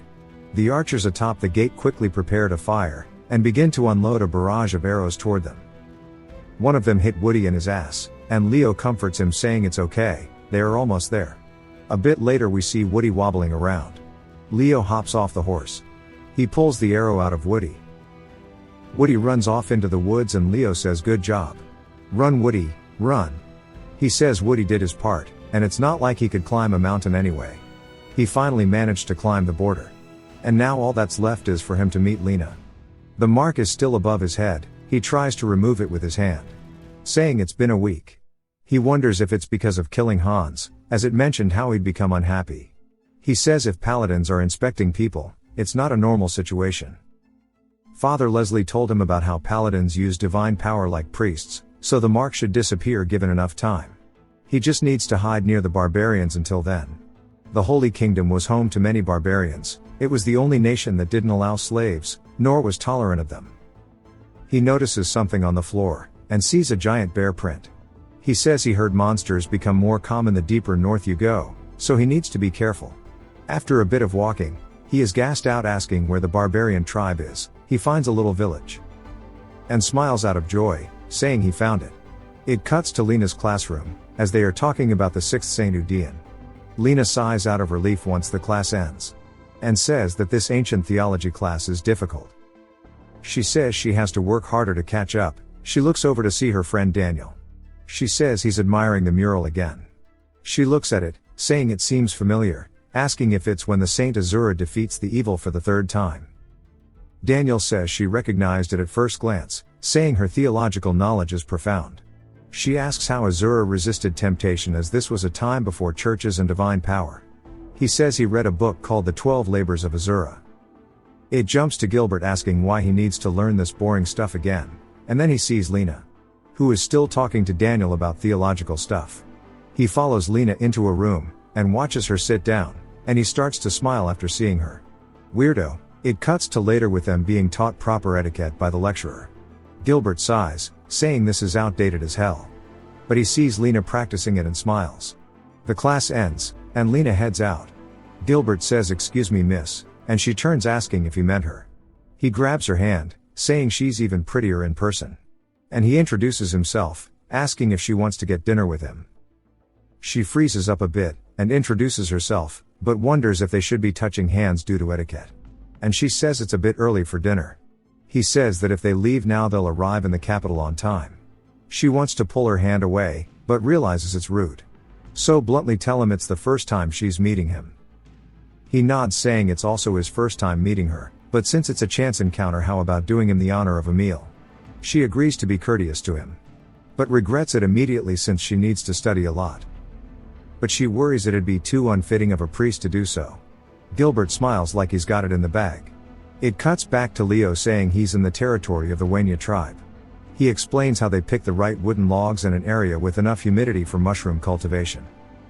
The Wanya tribe built villages and traveled to cool and dry places. He approaches one of the members, asking for a sickle. They tell him to take it, and Leo thanks him. At first they were wary of him due to the floating symbol above his head. But they still accepted Leo regardless. We see him cutting away at some twine. Someone asks him if he's making rope, and he says yes, as he'll use it for hunting. The person, can't tell if a kid or a girl, says that hunting is done with a bow though. Leo tells them he's setting up a trap with a rope, then they start to ask him about traps. He explains how it's based on tying the rope to things, but that he's busy so he'll explain in further detail later. He heads out into the forest with his rope in hand, and he hears something behind him. He turns, and starts to ready his spear. But it turns out it's just the boy from earlier, and what I'm assuming is his sister. Leo asks him why he's following him, and the boy, with eyes full of curiosity, asks if he can watch him hunt. Leo says he's sorry, but no. If there are too many people around when setting traps, the animals will notice the tracks and avoid it. The boy seems sad, saying he really wants to learn how to hunt. His sister asks what kind of hunting he'd be able to do, and that they need to get back before Grandma scolds them. Leo agrees with her, saying kids just get in the way. The boy screams that he isn't a kid, and his name is Yuta. He turns out of frustration. Leo starts to feel empathy for Yuta, seeing beggar Leo inside of him, and he still feels regret for how his last life ended. It jumps to the next day. We see a hut, which is where Leo is living. His stomach is growing a lot, and he says he is hungry, as the food they've been giving him doesn't fill him up. He sighs, saying there's probably nothing in the traps yet either, so he should go gathering. The door begins to slowly creak open, as Yuta comes in, saying he brought him some food. Leo gives him the criminally offensive side eye, and tells him to come in. Yuta smiles. They sit down, and Leo starts to aggressively eat, but eats too quickly and begins to choke. Yuta hands him water, and he clears his throat. Leo then asks him if he wants to learn how to hunt. Yuta says yes, and Leo asks what he'll do with his hunting skills, since his tribe grows mushrooms, which is even more valuable. Yuta saying that growing mushrooms is boring, and they just constantly have to look at trees, and that hunting looks fun to him. He also already knows how to shoot a bow too. Leo smirks, saying that Lena thought the same thing too. So he decides to do it, telling him to follow him as he'll show him what hunting is. It jumps back to Gilbert and Lena, and he is lecturing her on the king of Velida. Lena seems to be enjoying it, saying that the conversations are interesting even though it's always about nobility. She thanks Gilbert for the conversation and tells him she'll be heading inside now. He grabs her hand, asking if he can give her something, then puts a bracelet on her wrist. She quickly pulls her hand away, saying that she cannot accept such a gift. He tells her he isn't giving it to her, He was just curious how it would look on someone, and apologizes for being rude. She is shocked, and apologizes saying that she's sorry for overreacting. He asks her to wear it for a free days to give her opinion, as he wants to give it to his sister. He tells her it isn't expensive as he got it from a street vendor. She smiles warmly, saying she'll return it in a few days, and that it's a pretty bracelet. Gilbert says she enjoys the stories, but not his gifts, which is quite unusual. We see Lena walking through the temple, and Daniel asks her if she's heading inside. She puts her hair back behind her ear and says yes, asking if he's going too. He spots the bracelet, and she quickly tells him it isn't hers, and that Gilbert lent it to her. Daniel's face stiffens up, as he gives off a creepy vibe asking if she means Gilbert for a. Back to Leo, who is watching Yuta tie up a rope. He is pretty happy with Yuta's progress, saying that he learned quickly and he is passionate. He then tells Yuta that his sister is wandering off again. Leo quickly picks her up, telling her to quit wandering off, but she wanted the butterfly. He tells her to stay close to her brother, asking what she'd do if something happened. She clicks her tongue, saying this is boring. They head back to town, and we see quite a few people. Leo asks Yuta why everyone is so busy and what is going on. Yuta says they are gathering mushrooms. Leo asks why, and Yuta's sister says to sell them, of course, asking if he's dumb. She says her grandma and her did everything, as Yuta didn't want to help at all. He tells her to wait until he learns how to hunt, then he can make her some delicious food. She clicks her tongue, saying she doesn't like meat. But Yuta asks how she can't like something she's never tried. They argue while Leo looks up at the mark above his head. He says it seems like it'll be gone in a few months. He can't move in winter, so he'll have to wait for next spring. He hears the sound of a carriage. He turns in a panic, wondering what's going on, as he sees multiple of them pull up to the village. We see a merchant and Leo instantly hides, saying that was close. He says they don't sell mushrooms directly. Instead, the merchants come to buy them personally. If they notice his mark, he will be in trouble. Yuta sees him hiding, asking what he is doing. Leo tells him nothing, and wonders if he should stay home until they leave. He does so, and later we see a woman asking if she can come in. She is Yuta's grandmother. Leo lets her into the house. She asks if he did something wrong outside. Leo says as expected and that she knew. Someone must have seen or asked the villagers. He tells her the truth. He told her it all, about Lena going to the capital church, about how he fought the bandits to earn expenses, and how he crossed the border, including Guile the paladin, and how he marked them, except for the part about killing Hans. She is surprised, saying he seems to be a great warrior despite how he looks. He asks if he can stay longer as he plans to leave in spring when the mark fades. She says that the merchants from earlier saw his mark, so he'd better leave. She hands him something, saying to take this and head northeast, as he'll find a mountain called Bamir. She says it's a volcano, so he can't miss it. And south of it is the Hatata tribe, which is her daughter-in-law's tribe. So show them what she gave him, and they'll let him stay. He looks sad to be forced to depart so early, saying he heard about Yuta's parents dying early, as what he's holding is a family heirloom. She says it's fine, and that she needed to return it anyway. He tells her he won't forget her kindness. She asks what kindness he's talking about, and to get ready and leave. Also, if he doesn't want to see the kids cry, then don't tell them. He watches as she leaves, and says he planned to leave soon, but didn't expect it to be today. We get another time skip of 4 months. We see Lena crying while saying that she is sorry. She begs to the priests, saying it's a misunderstanding as she didn't do anything. But they slam the door in her face. She keeps crying, saying that nothing even happened, asking why they won't believe her. It flashbacks to her having dinner with Gilbert, who asks if she would like to try some champagne. She says the church okayed her to drink a glass, so yes. Gilbert smiles at her, saying she won't regret it. Later that night we see her face flushed as she exits a carriage. She stumbles leaving and begins to fall. But Gilbert catches her, saying he told her she needed to rest somewhere else. She yells, asking why she'd go somewhere that isn't her room. And Gilbert says okay, just stop yelling.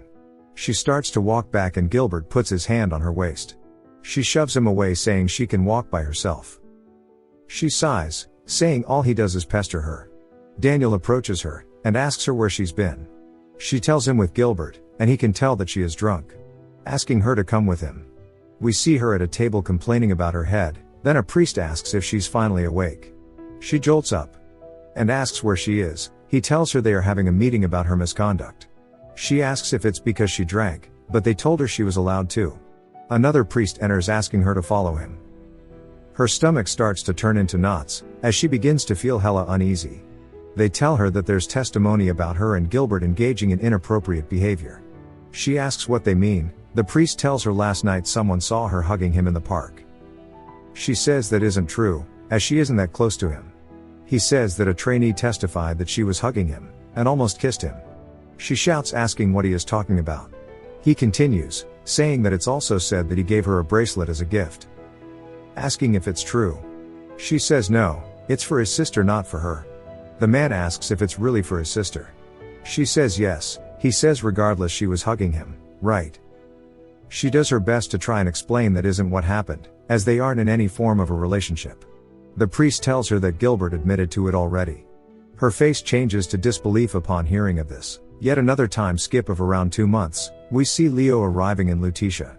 The guards tell him to come here, which makes him a bit confused. He asks if they mean him, but they say no, they are asking for the person behind him.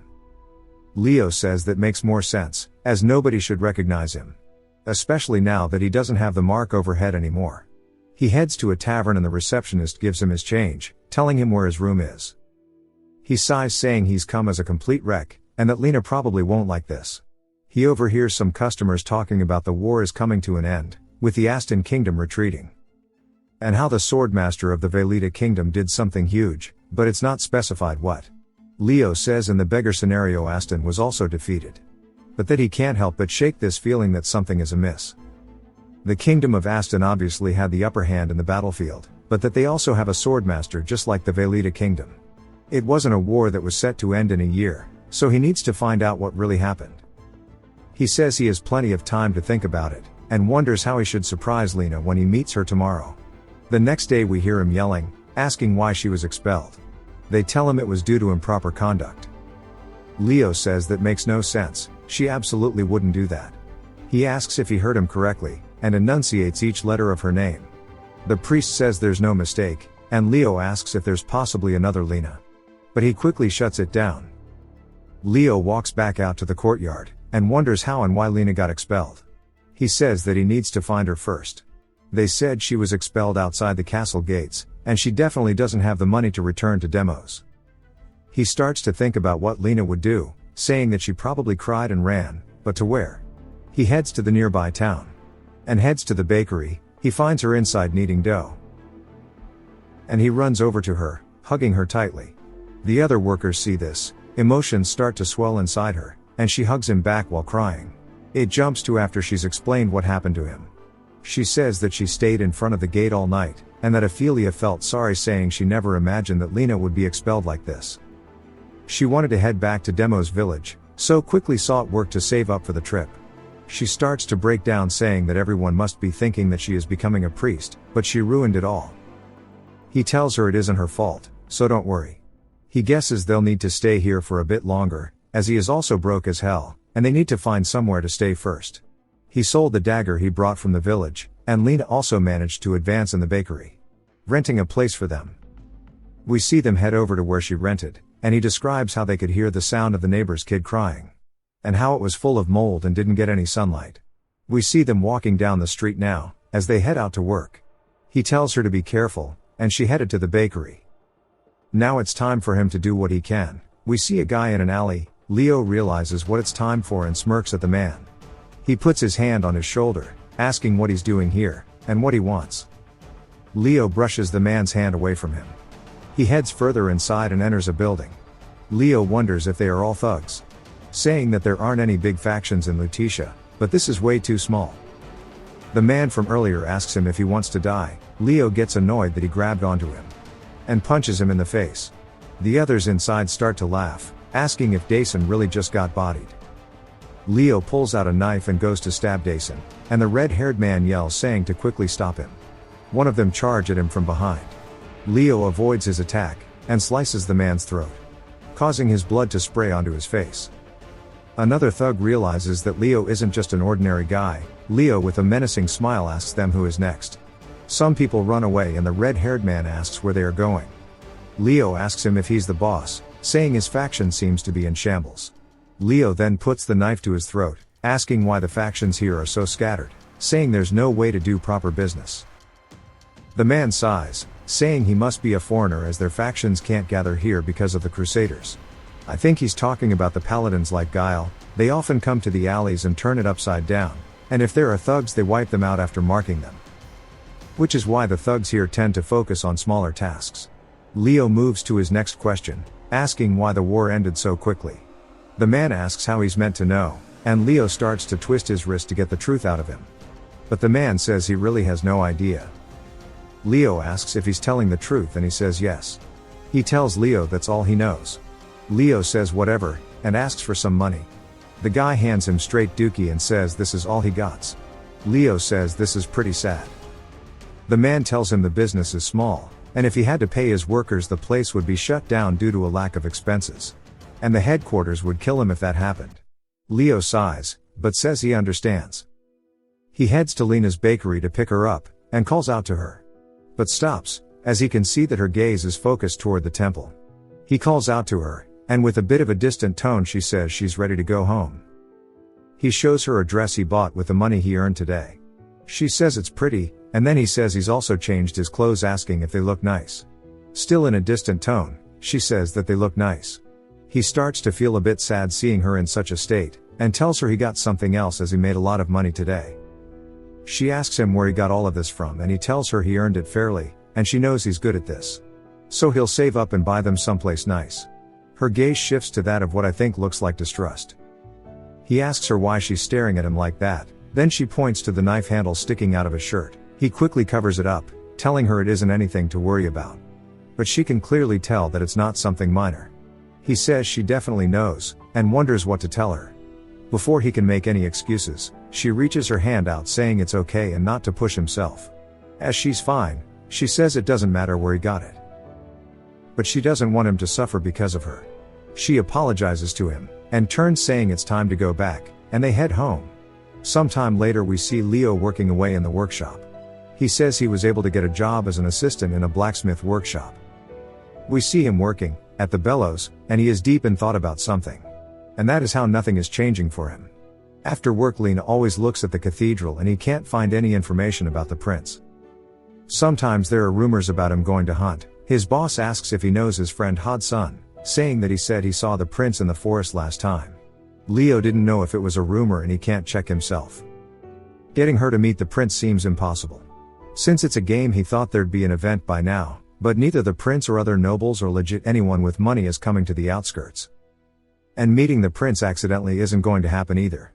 To trigger an event, specific conditions must be met. He says that it feels bleak and hopeless. He comes up with something, and that night he goes to Lena while she's in bed. And tells her he has something to say. He takes a seat beside her on the bed.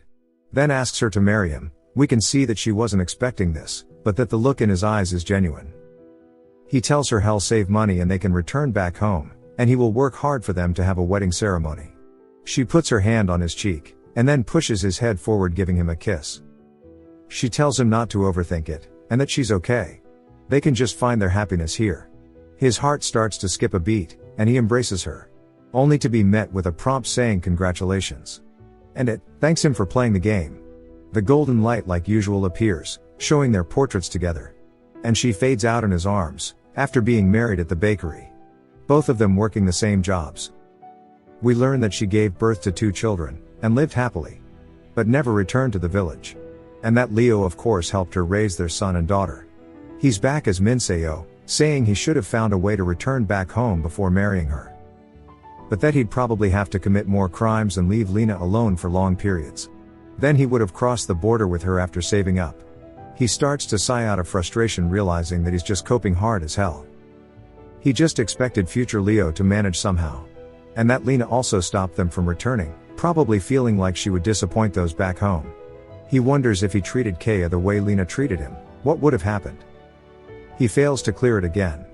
Minseo says he needs to get the hell out of here, so he can fix things with Kaya. Due to Lena not being able to achieve her dreams, he is given some information about the nobles. It's time to restart again. Minseo is then transported again into the winter scenario. Lena bursts into his room, asking why he is still lying down.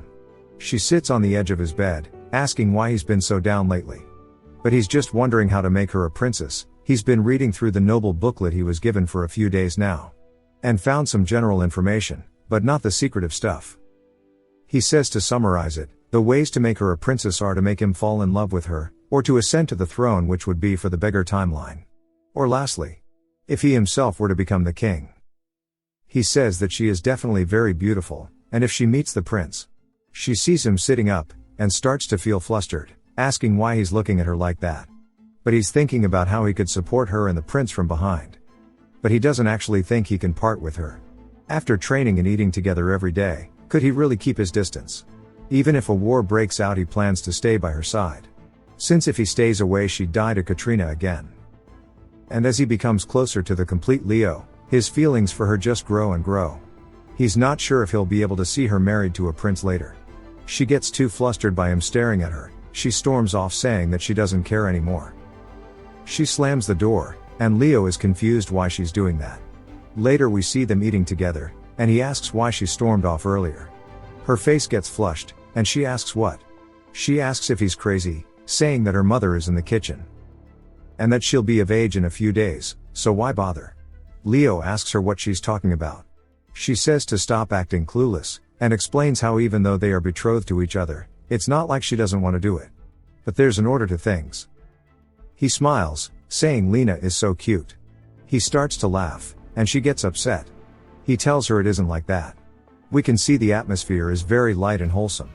He wonders if he can keep this. It takes us to the training ground, and we see them with their practice swords. Lena tightens the grip on her sword, and begins to charge forward. She swings at Noel's sword. Leo says that normally he'd have attacked together with her. But now they are in combat, he needs to guarantee their victory. Noel realizes that Leo isn't helping her, and that he's planning something. He quickly locks in, hitting Lena's sword away, causing her to lose her balance. He raises his sword into the air, to finish her off. Leo realizes that this is his chance, and starts to run in toward his father. Noel turns and hits his sword away. Lena widens her stance, thrusting her sword at Noel. He swings and both Leo and Lena are forced backward. Noel says that they are actually quite skilled and work well together. He smiles for what I think is the first time in the manhwa, saying they improved a lot. He grips his sword tighter, saying he should pick up the pace, and that he should get a bit serious. They both go back in for follow-up attacks. But it doesn't matter as they get quickly dealt with. Leo says his father's movements are too unfair, asking how he counters both of their attacks with one breath. But his father doesn't let him catch his breath, as he quickly has to block the attack coming right toward his face. Lena starts to come in to alleviate some of the pressure, but he blocks her attack while kicking Leo backward. While Lena is recovering her posture, he raises his foot, and quickly kicks her in the side. Then he stands on top of Leo, telling them that they have both improved a lot. He smiles, saying that he's well coordinated with her, and that his defensive maneuvers are much better. Leo is surprised he's praising him, since he doesn't think he did anything. Noel explains how Leo restricted his movements according to the flow, and effectively blocked his counterattacks, and if he just stopped attacking so hastily he will become an excellent knight. Afterwards, while Lena and Leo are resting, she says that was pretty good. He asks what was, and she says that she felt less pressured than usual. It's the first time she's fought like this against him. And how Leo's swordsmanship changed a lot too, it feels like he's a different person now. He asks what she means by that, and she says that he's just improved a lot. He says that technique transfer is quite useful, especially if Lena and his father can tell such a difference already. Lena says that he also seems to have changed a bit, while her face becomes flushed. Leo turns to her surprised, but before he can say anything she runs off while turning into a tomato, saying she has to wash up before dinner. Leo says he was so absorbed into the noble book he didn't notice he'd been acting careless. To the point that even she noticed. And that he must be more careful from now on. It cuts to Dehorman laughing while swinging his axe down. As it's back to them finishing up the hunt for the mythical fox. They easily captured it again. His skills have gotten better from the technique transfer, but he's still far from handling the mythical fox solo. The war broke out like usual as well, and Lena became a warrior going to join the battle. Leo of course tagged along with her, telling his father he'll be back. Unlike before when Noel opposed it strongly the first time, but now he smiles and truly respects his decision. He tells him to do just as he's been taught. Leo says that his father seemed to think that he can't be defeated by regular soldiers now. So he's focused on teaching him how to fight knights. Just like the last time they all headed off to battle. Lena again got blisters from dragging her feet, and no matter how many times he tried to stop her, she can't break her bad habits without experiencing the hardship first. This time they arrived at the battlefield after 2 months. The second battle was just as fierce as last time. Leo still can't figure out why the Aston Kingdom is losing. Due to the kingdom bordering the barbarians, it resulted in a ton of warriors who grew up in harsh environments. Naturally, they were much better than normal soldiers, especially those in the Velita Kingdom. The war would need to drag on for quite a while for anything serious to change. If the war had dragged on, the conscripted soldiers could become elite soldiers. But the war somehow ended early with the defeat of the Aston Kingdom. Lena shouts to Leo while slicing a man down, asking why he is spacing out, and he catches a stray. He tells her that's too much, since she was promoted to squad leader due to the achievements he handed her. She says if he's upset then to rise through the ranks himself. If he also got promoted to squad leader, there's a risk they'd be in different squads. Which would leave her having to face Katrina alone, leading to her death. Later on, just like last time, one of their comrades says there is a knight. Leo and Lena both peep over to see. As it's Katrina, and I forgot his name. Lena then asks Leo if they should kill the redhead, while looking excited. Leo looks back over at Katrina, and recalls how they fought her last time, but she easily handled them. Leo tells her that she seems stronger than the male. And they should kill him first, then hit her with the Eiffel Tower. Lena yells, telling her men to hold back the female knight, just until their reinforcements arrive. They quickly exit their cover and surround Katrina and Daros.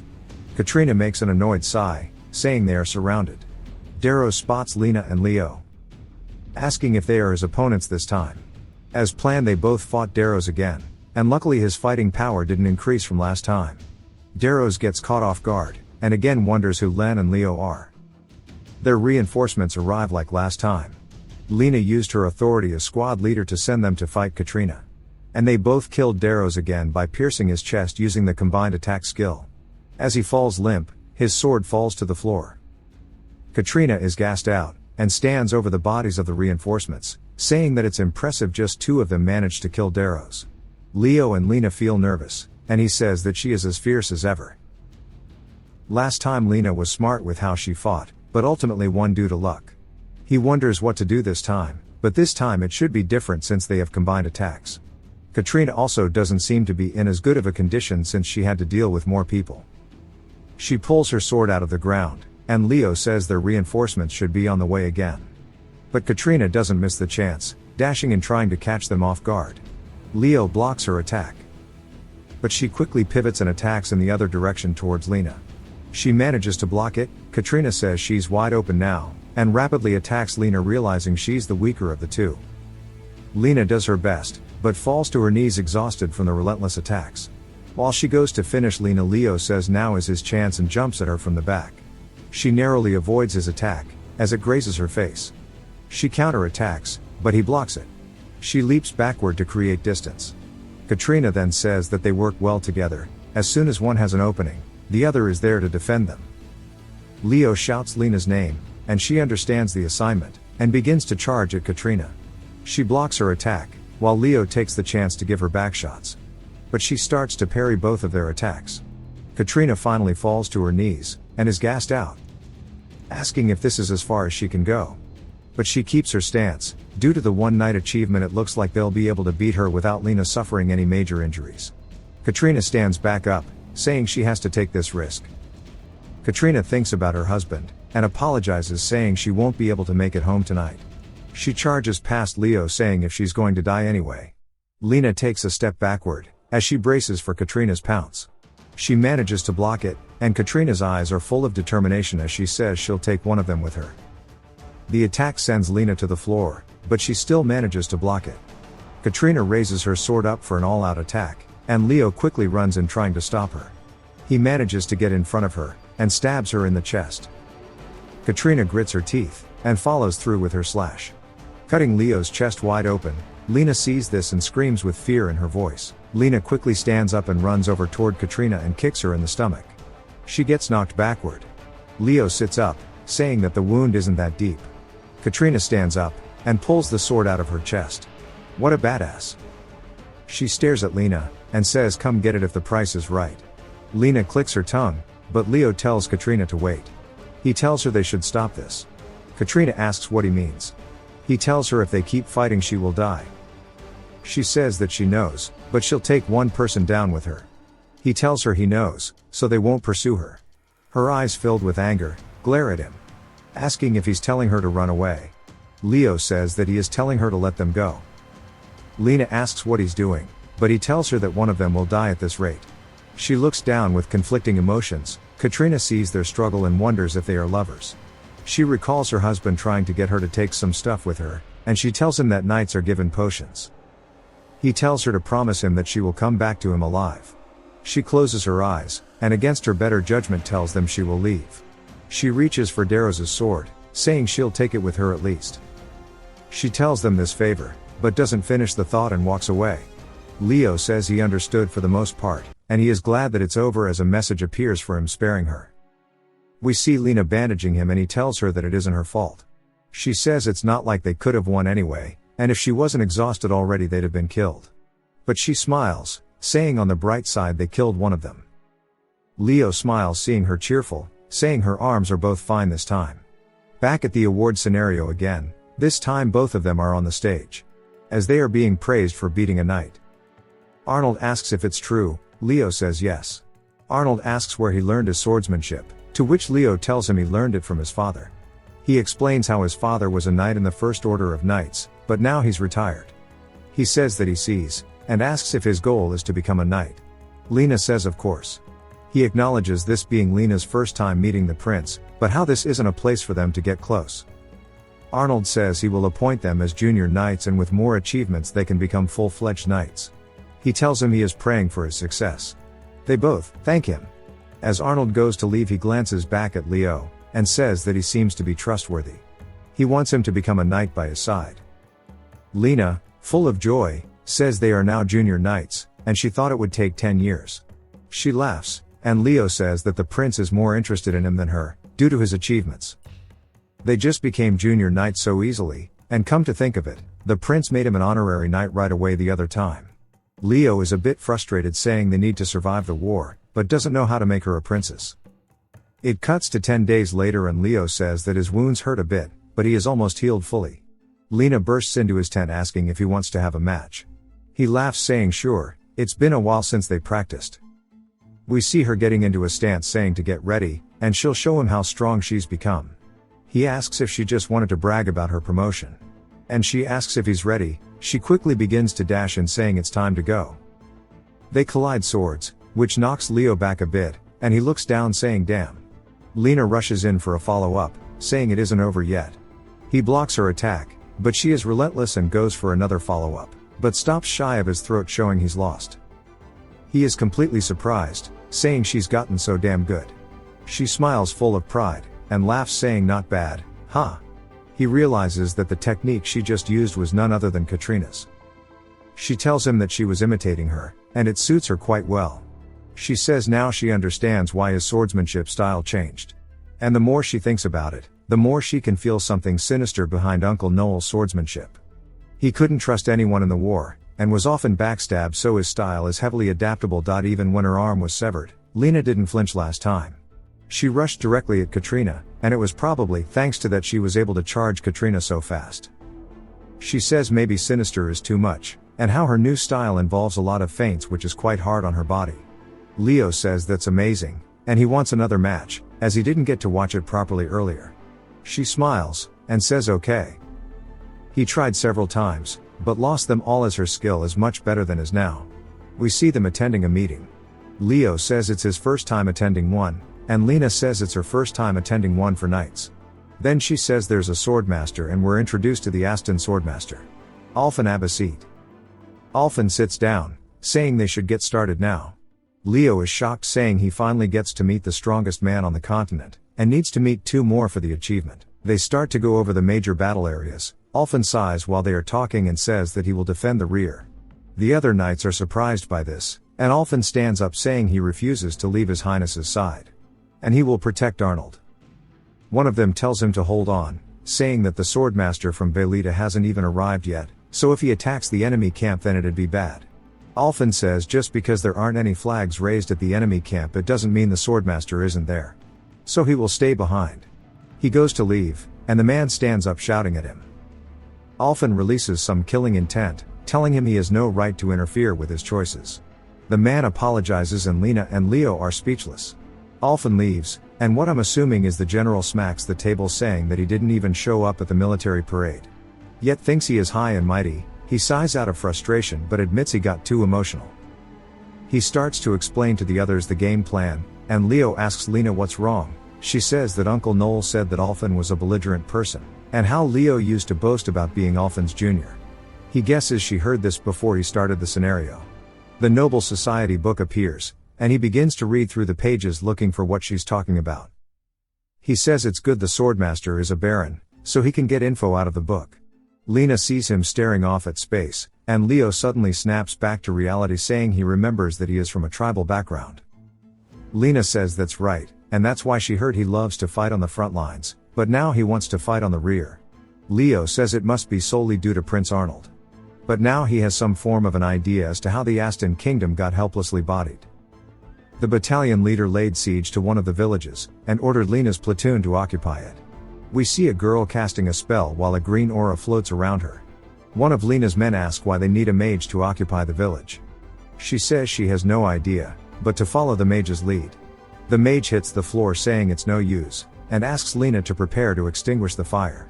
Lena asks what she's talking about. The mage tells her a fire will break out soon, and even if she tries to take care of it with her magic it'll be difficult. It seems to be physically connected to something. Lena says alright, she understands. The mage then looks at her saying to give her the signal. Later some of her men are talking to her asking if she knows how big the fire will be, but Lena says not a clue. They suggest getting water from the nearby river, and Lena says that they don't have anything to put the water in though. Leo suggests they put dirt in some bags, saying that it can help put out the fires.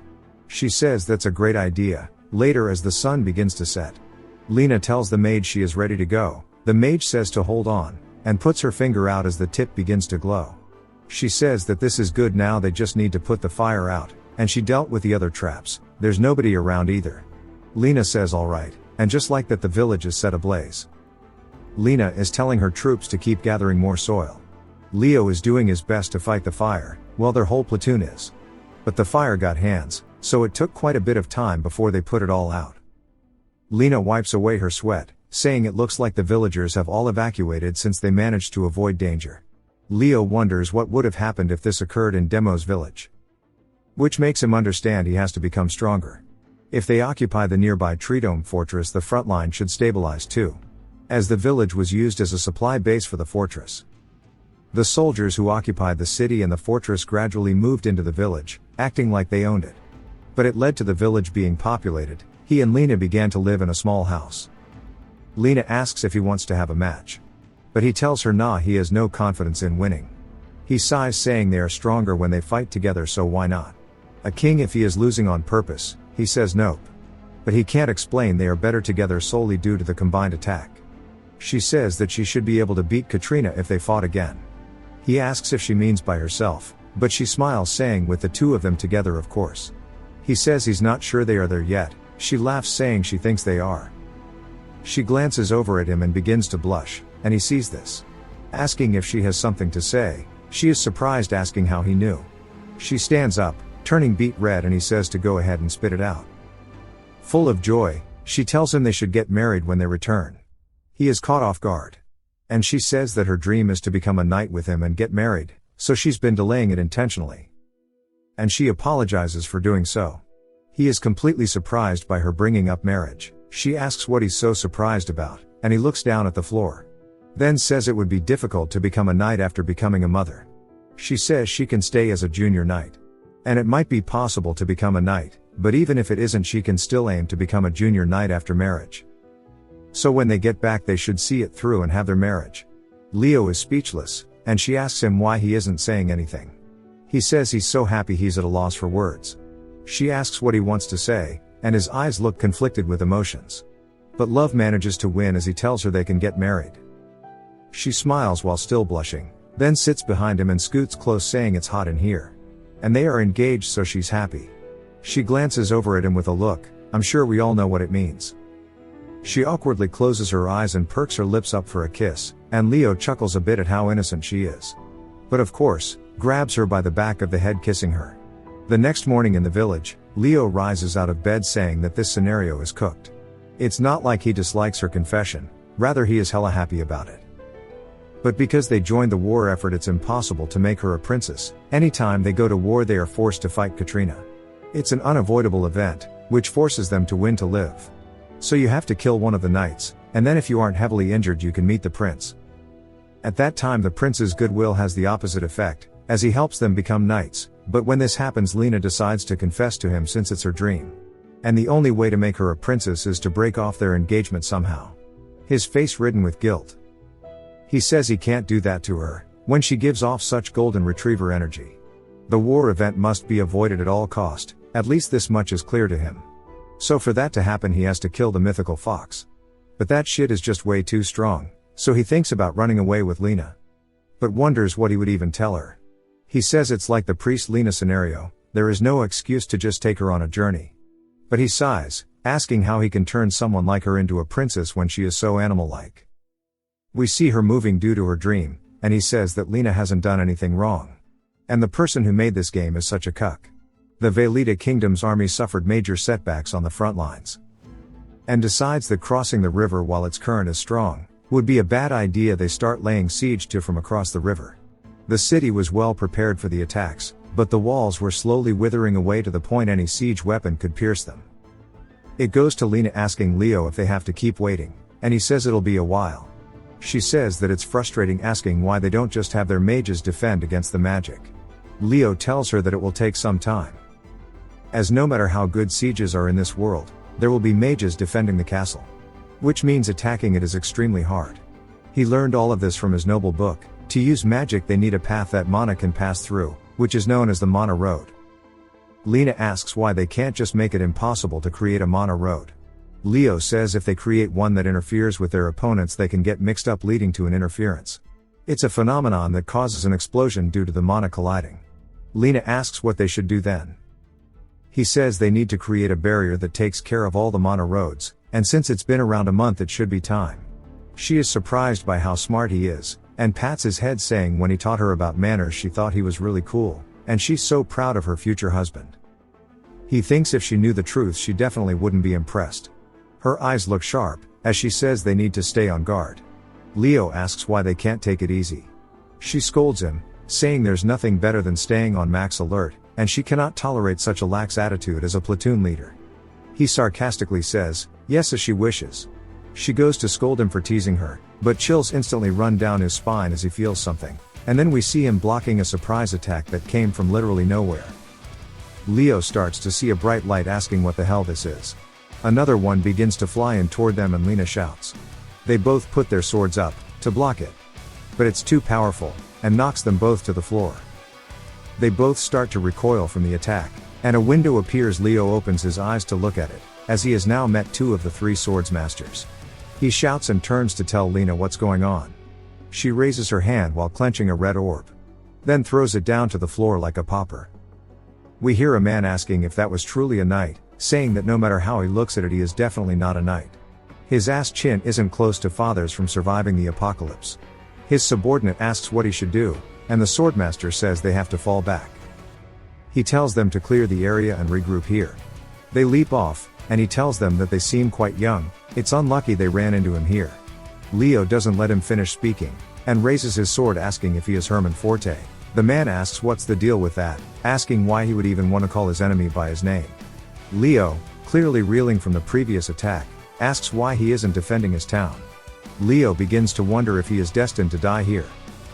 And that Herman is the one who killed beggar Lena in the other scenario. He saw it on the end portrait that gives the cliff notes for their lives. And also how he is the father of the scumbag Gilbert who ruined priest Lena's life too. He refuses to go down begging for his life to a man like this, as he has too little respect for him. Herman says that it's truly a shame to snuff out such a talented life, but he's made it impossible for him to go home anytime soon. He begins to imbue his sword with a blue aura. And Leo says this must be the aura blade he's only ever heard about, which ignores all forms of armors, shields included. Shit does true damage. Leo tells Lena to run, as he wishes at least for her to live. But Herman isn't here for him to have a happy ending, and swings his blade, killing Leo without giving him a chance for countering. We see a window and how he had his first death, and is only allowed 2 more. Minseo says he can't believe it. He sees the golden light as per usual surrounding Lena's portrait, and how he suffered an honorable death. Minseo wonders where things went wrong this time around, and we see from the cliff notes that Lena was also killed by Herman. Of course Leo was too, that's why he is back as Minseo. Minseo sighs, saying meeting a swordmaster while on guard duty is rough. In this scenario he met 2 of the 3, and both of them were weirdos. Their ally Alfin was forced to come, and didn't even want to fight in the war. Whereas Herman is the opposite, and wanted nothing but bloodshed. He only brought a few people and snuck into their camp. He wonders if it was to destroy their supply base, but says that's not a task for someone like Herman. He recalls some villagers talking about the Aston kingdom withdrew and that Herman withdrew from the war before it ended. And that it's almost as if he only came there to observe. He starts to put the pieces together, saying that in the end of it all both of the sword masters abandoned the war and went their own ways. He wonders what the hell is going on, but enough thinking as the window appears saying he failed. But due to blocking Herman's attack his swordsmanship leveled up by 1 whole level, now he is restarting again.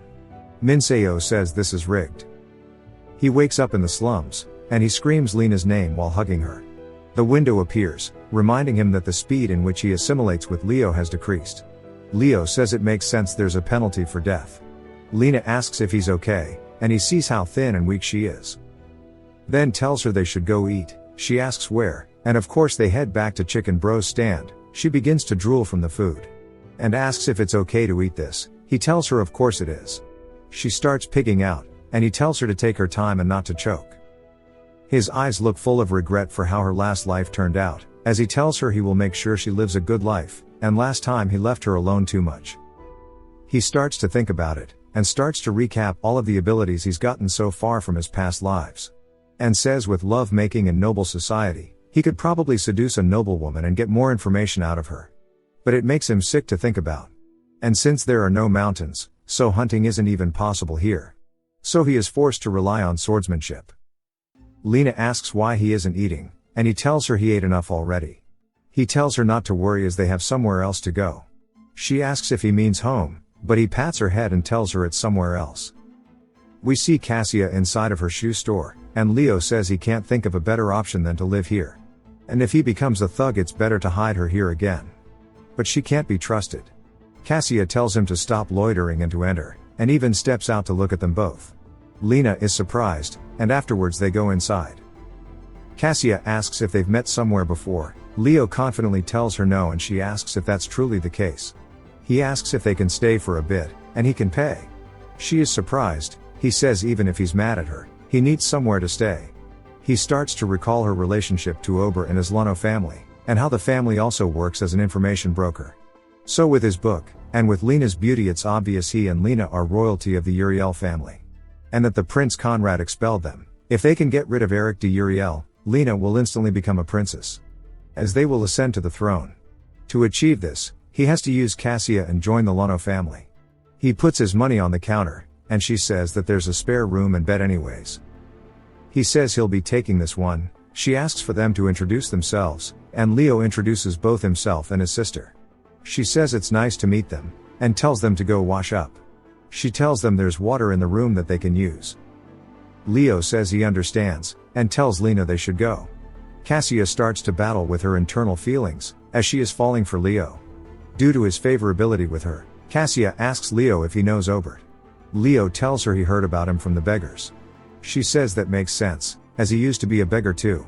She asks him if he's planning to join one of the families. He tells her yes. She tries to tell him not everyone can do it, but he tells her to just help him with an introduction. While she thinks about it, he says she definitely won't be able to refuse, since she has a favorable impression of him. She sighs saying whatever, telling him to follow her. They head out to meet Obert. Cassia says hey to him. He turns saying it's rare to see her and goes to ask what she needs, but then he spots Leo, and asks her who he is. She tells him that she's been hiding him.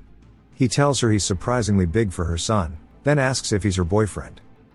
She quickly says no, and blushes a bit asking if he can give him some work. Obert asks why she's not just asking Darun instead. She says he's wanting to join the family. Obert is surprised, and Leo says despite his looks he is learning swordsmanship. Obert goes to insult him for being young, but Leo isn't here to play games, so hits him in the throat, saying he should test him at least.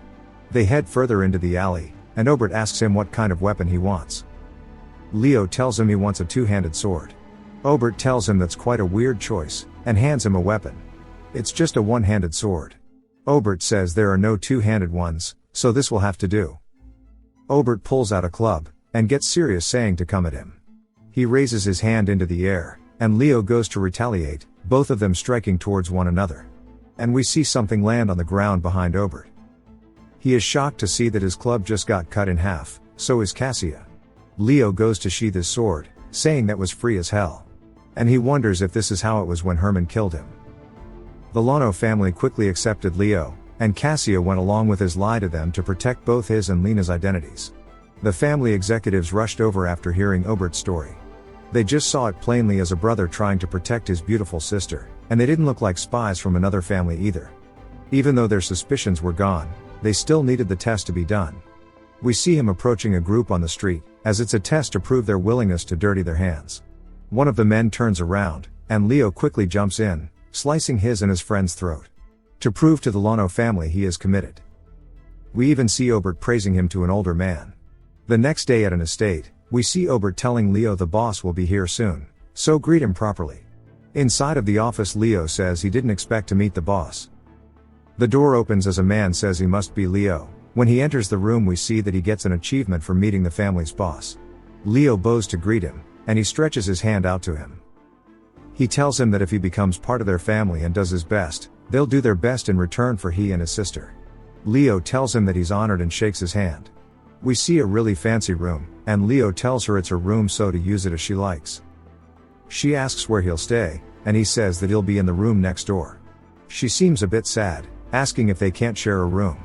He tells her it'd be a waste to have two rooms and not use them. She tries to convince him, but a knock on the door interrupts them. As it's time to eat. Lena is surprised that they get food too. He tells her yes and they should go. In the dining room, Obert yells to get everyone's attention. He tells them all that this is their new family member, and while he may be young and skinny, do not underestimate him. Leo greets them all, then Obert moves on to Lena's introduction. She nervously twiddles her fingers saying hi to them all. Everyone seems happy, saying that it's wholesome to see a brother and sister joining together. A woman walks up while holding a baby, and tells Lena that she is really pretty. Leo smiles, saying that this is the best way to keep her safe. While there's a lot of men who are thugs, they are also men that are full of respect for women, as most of them are husbands and fathers. Two girls, one named Lisa and the other named Mina, introduce themselves to Lena. She awkwardly introduces herself, and turns to Leo. But an older man pulls Leo away, saying he should drink to start his welcome party. Leo, just like Lena, awkwardly laughs, but starts to warm up to the atmosphere as he won't have to worry about Lena fitting in with the others. As there are many kids her age, so she'll get adjusted very quickly. We get another time skip, as summer has passed and autumn has arrived. Arnold has made his arrival in Orville. Leo tells Lena that the prince is here. She starts to feel excited, since it's her first time seeing a prince. Arnold starts to make his way down the street, and Leo asks Lena what she thinks of the prince. He asks if she thinks he's cool, and she smiles, saying that she does. He asks her if she would want to marry one, but she is confused, saying that is impossible, as a prince should be marrying a princess. He says besides that, would she want to be married if it's possible? She thinks about it, and says she honestly doesn't know. He asks if he doesn't want to, she says that isn't it. Then asks if he wants her to get married. He says she'll probably get married in a few years, so he thought he'd ask first. She seems slightly annoyed, saying she doesn't want to be married. He tries to ask what she means, but she tells him it's enough, and calls him an idiot while storming off. He wonders what's wrong with her, asking if she is going through puberty.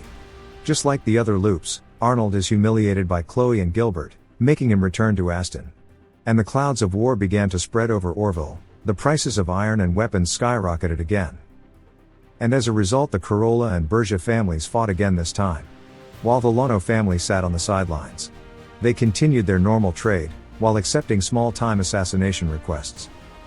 But then we see the boss, telling Leo that a major one has been requested of them.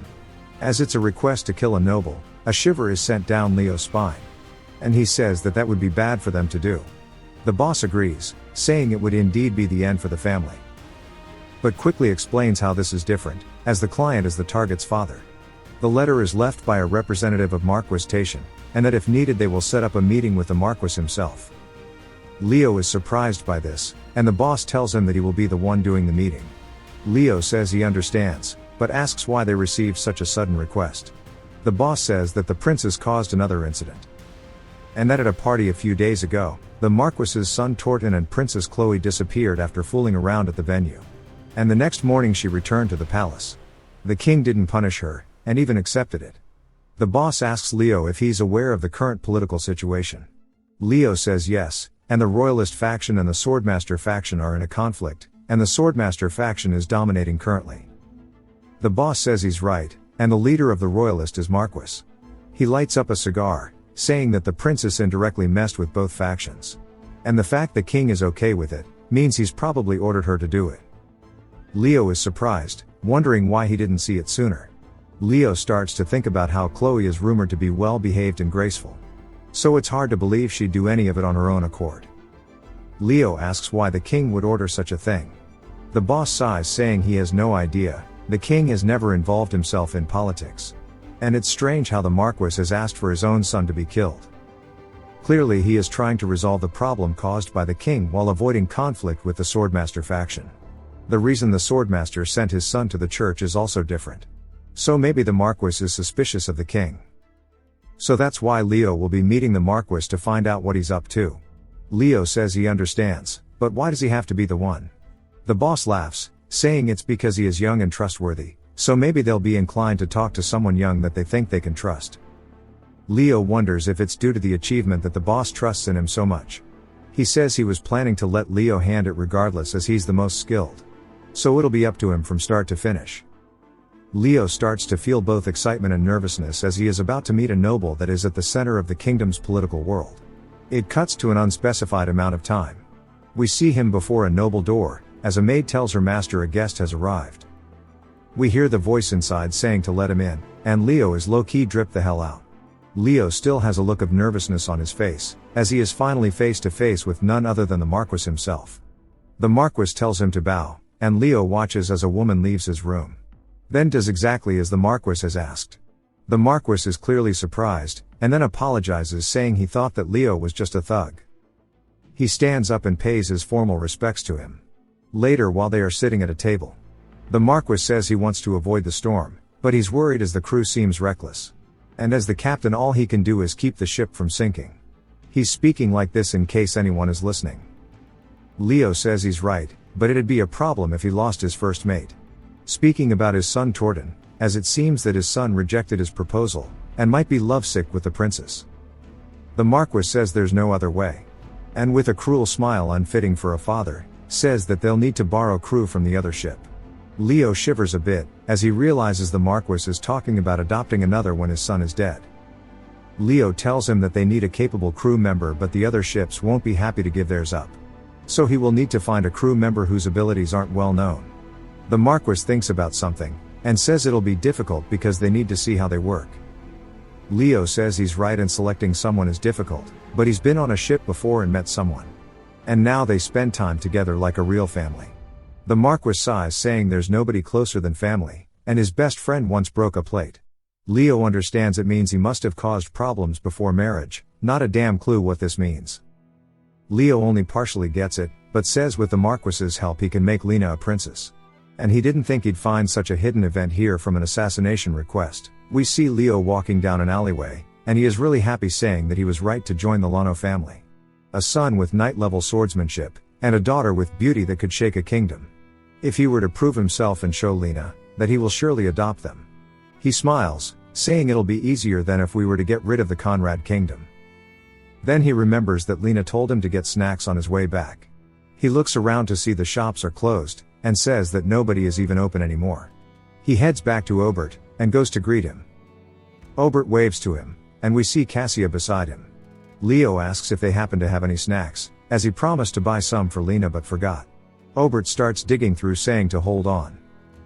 We see Cassia giving Leo a certain look, we all recognize it. And Leo averts his gaze, wondering why she's staring like that.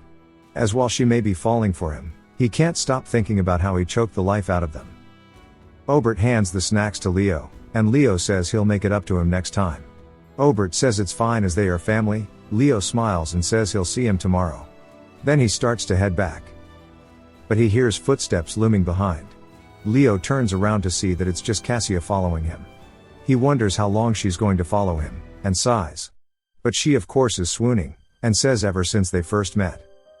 He was all skinny and weak, but in just 6 months he's become so handsome.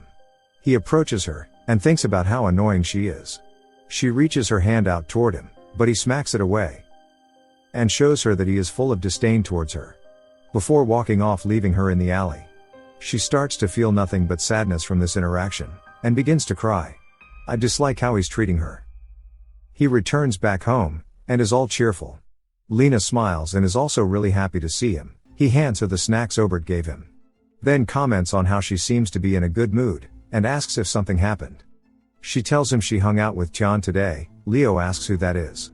She says his name is Santian. Leo says they seem to be good friends.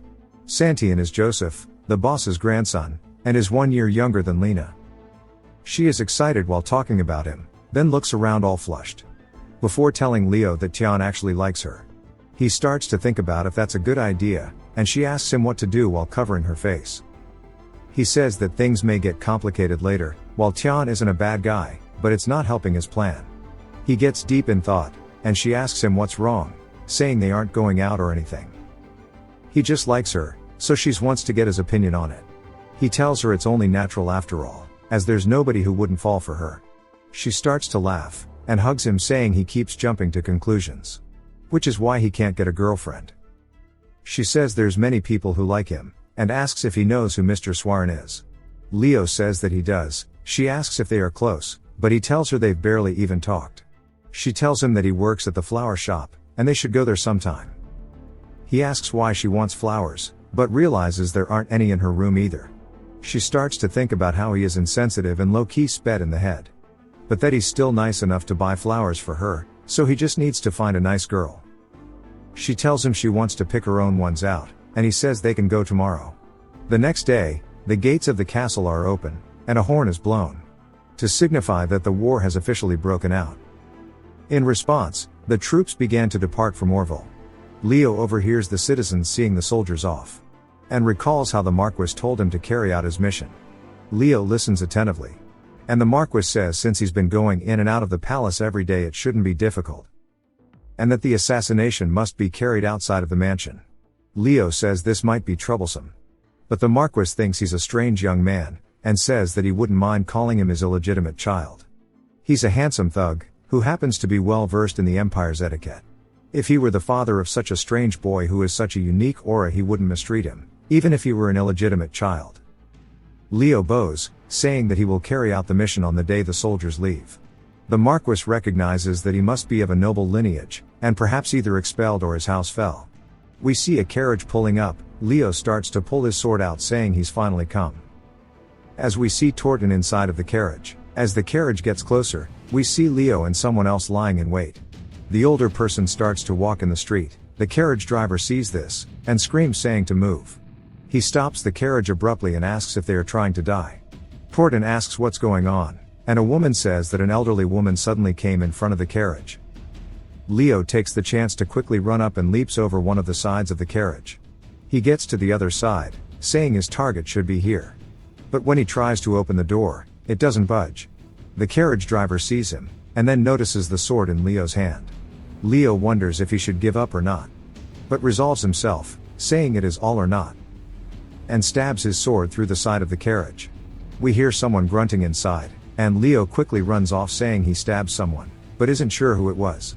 The carriage rushed to the church as fast as possible. The mission had failed, as the information about the attempted assassination of a noble reached the city's guards, and they were mobilized. The driver who saw the culprit remained silent. The Marquis's family also refused to reveal any information about the sword that stuck in the door, which would have been a key clue in the investigation. So a different conclusion was reached. Nobody spoke about it, but they all knew it was a political message from the Marquis. Leo enters his room, and we see him being escorted by the guards. They both bow to the Marquis, who tells them to get out. They do so and leave. The Marquis apologizes, saying that he didn't know the female knight accompanying his son was so fond of him, and it's his responsibility for neglecting his subordinates. Leo says he can't believe he was deceived. It's questionable whether the female knight from earlier defended Torton on her own, or if the Marquis himself told her to keep the door locked. Leo asks what happened to Torton, and he says that his life isn't in danger and he is recovering. Leo smirks and is annoyed, and holds back the frustration by forcing a smile after realizing he was just meant to be a threat. He says he sees, and that they'll aim for the next opportunity, so let him know the date for it. In a carriage on his way out, Leo is frustrated, saying this game is shit. Just when he thought he could clear one of the stages, he is met with this kind of a response. He grits his teeth, saying he is able to live safely now that he's joined the Lano family.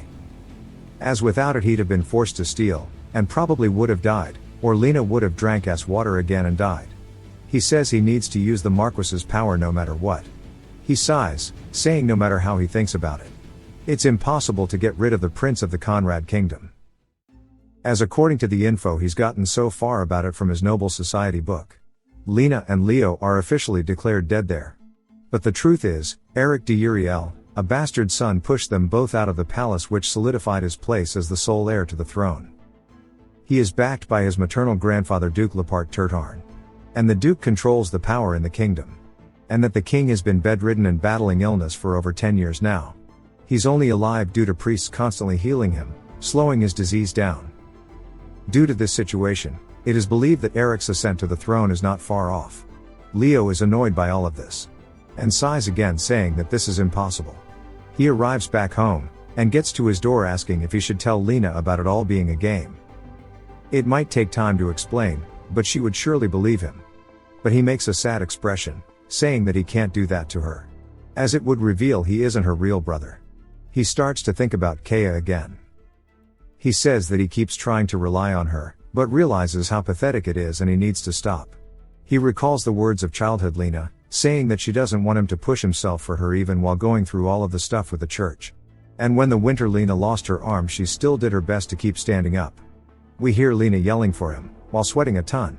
He has a scared expression, asking her what's wrong. She asks why he's surprised, saying she was exercising and now she is going to take a shower. He asks her what she was doing, and she playfully says she won't tell him. She closes her door, and he smirks, saying she's such a brat. But he begins to feel hopeful, saying it's not over yet as he still has an ace up his sleeve. Leo arrives back at the Marquis's estate. The butler welcomes him, and then looks up and starts to blush. Who got bro feeling like that? Never mind, it's just Lena exiting the carriage. She says she was meant to hang out with Tian, but now she is forced to be here. If you've watched till the end, comment, guacamole, to let me know. Subscribe for more videos like this, leave a like or a comment to help the channel out. Thanks for watching.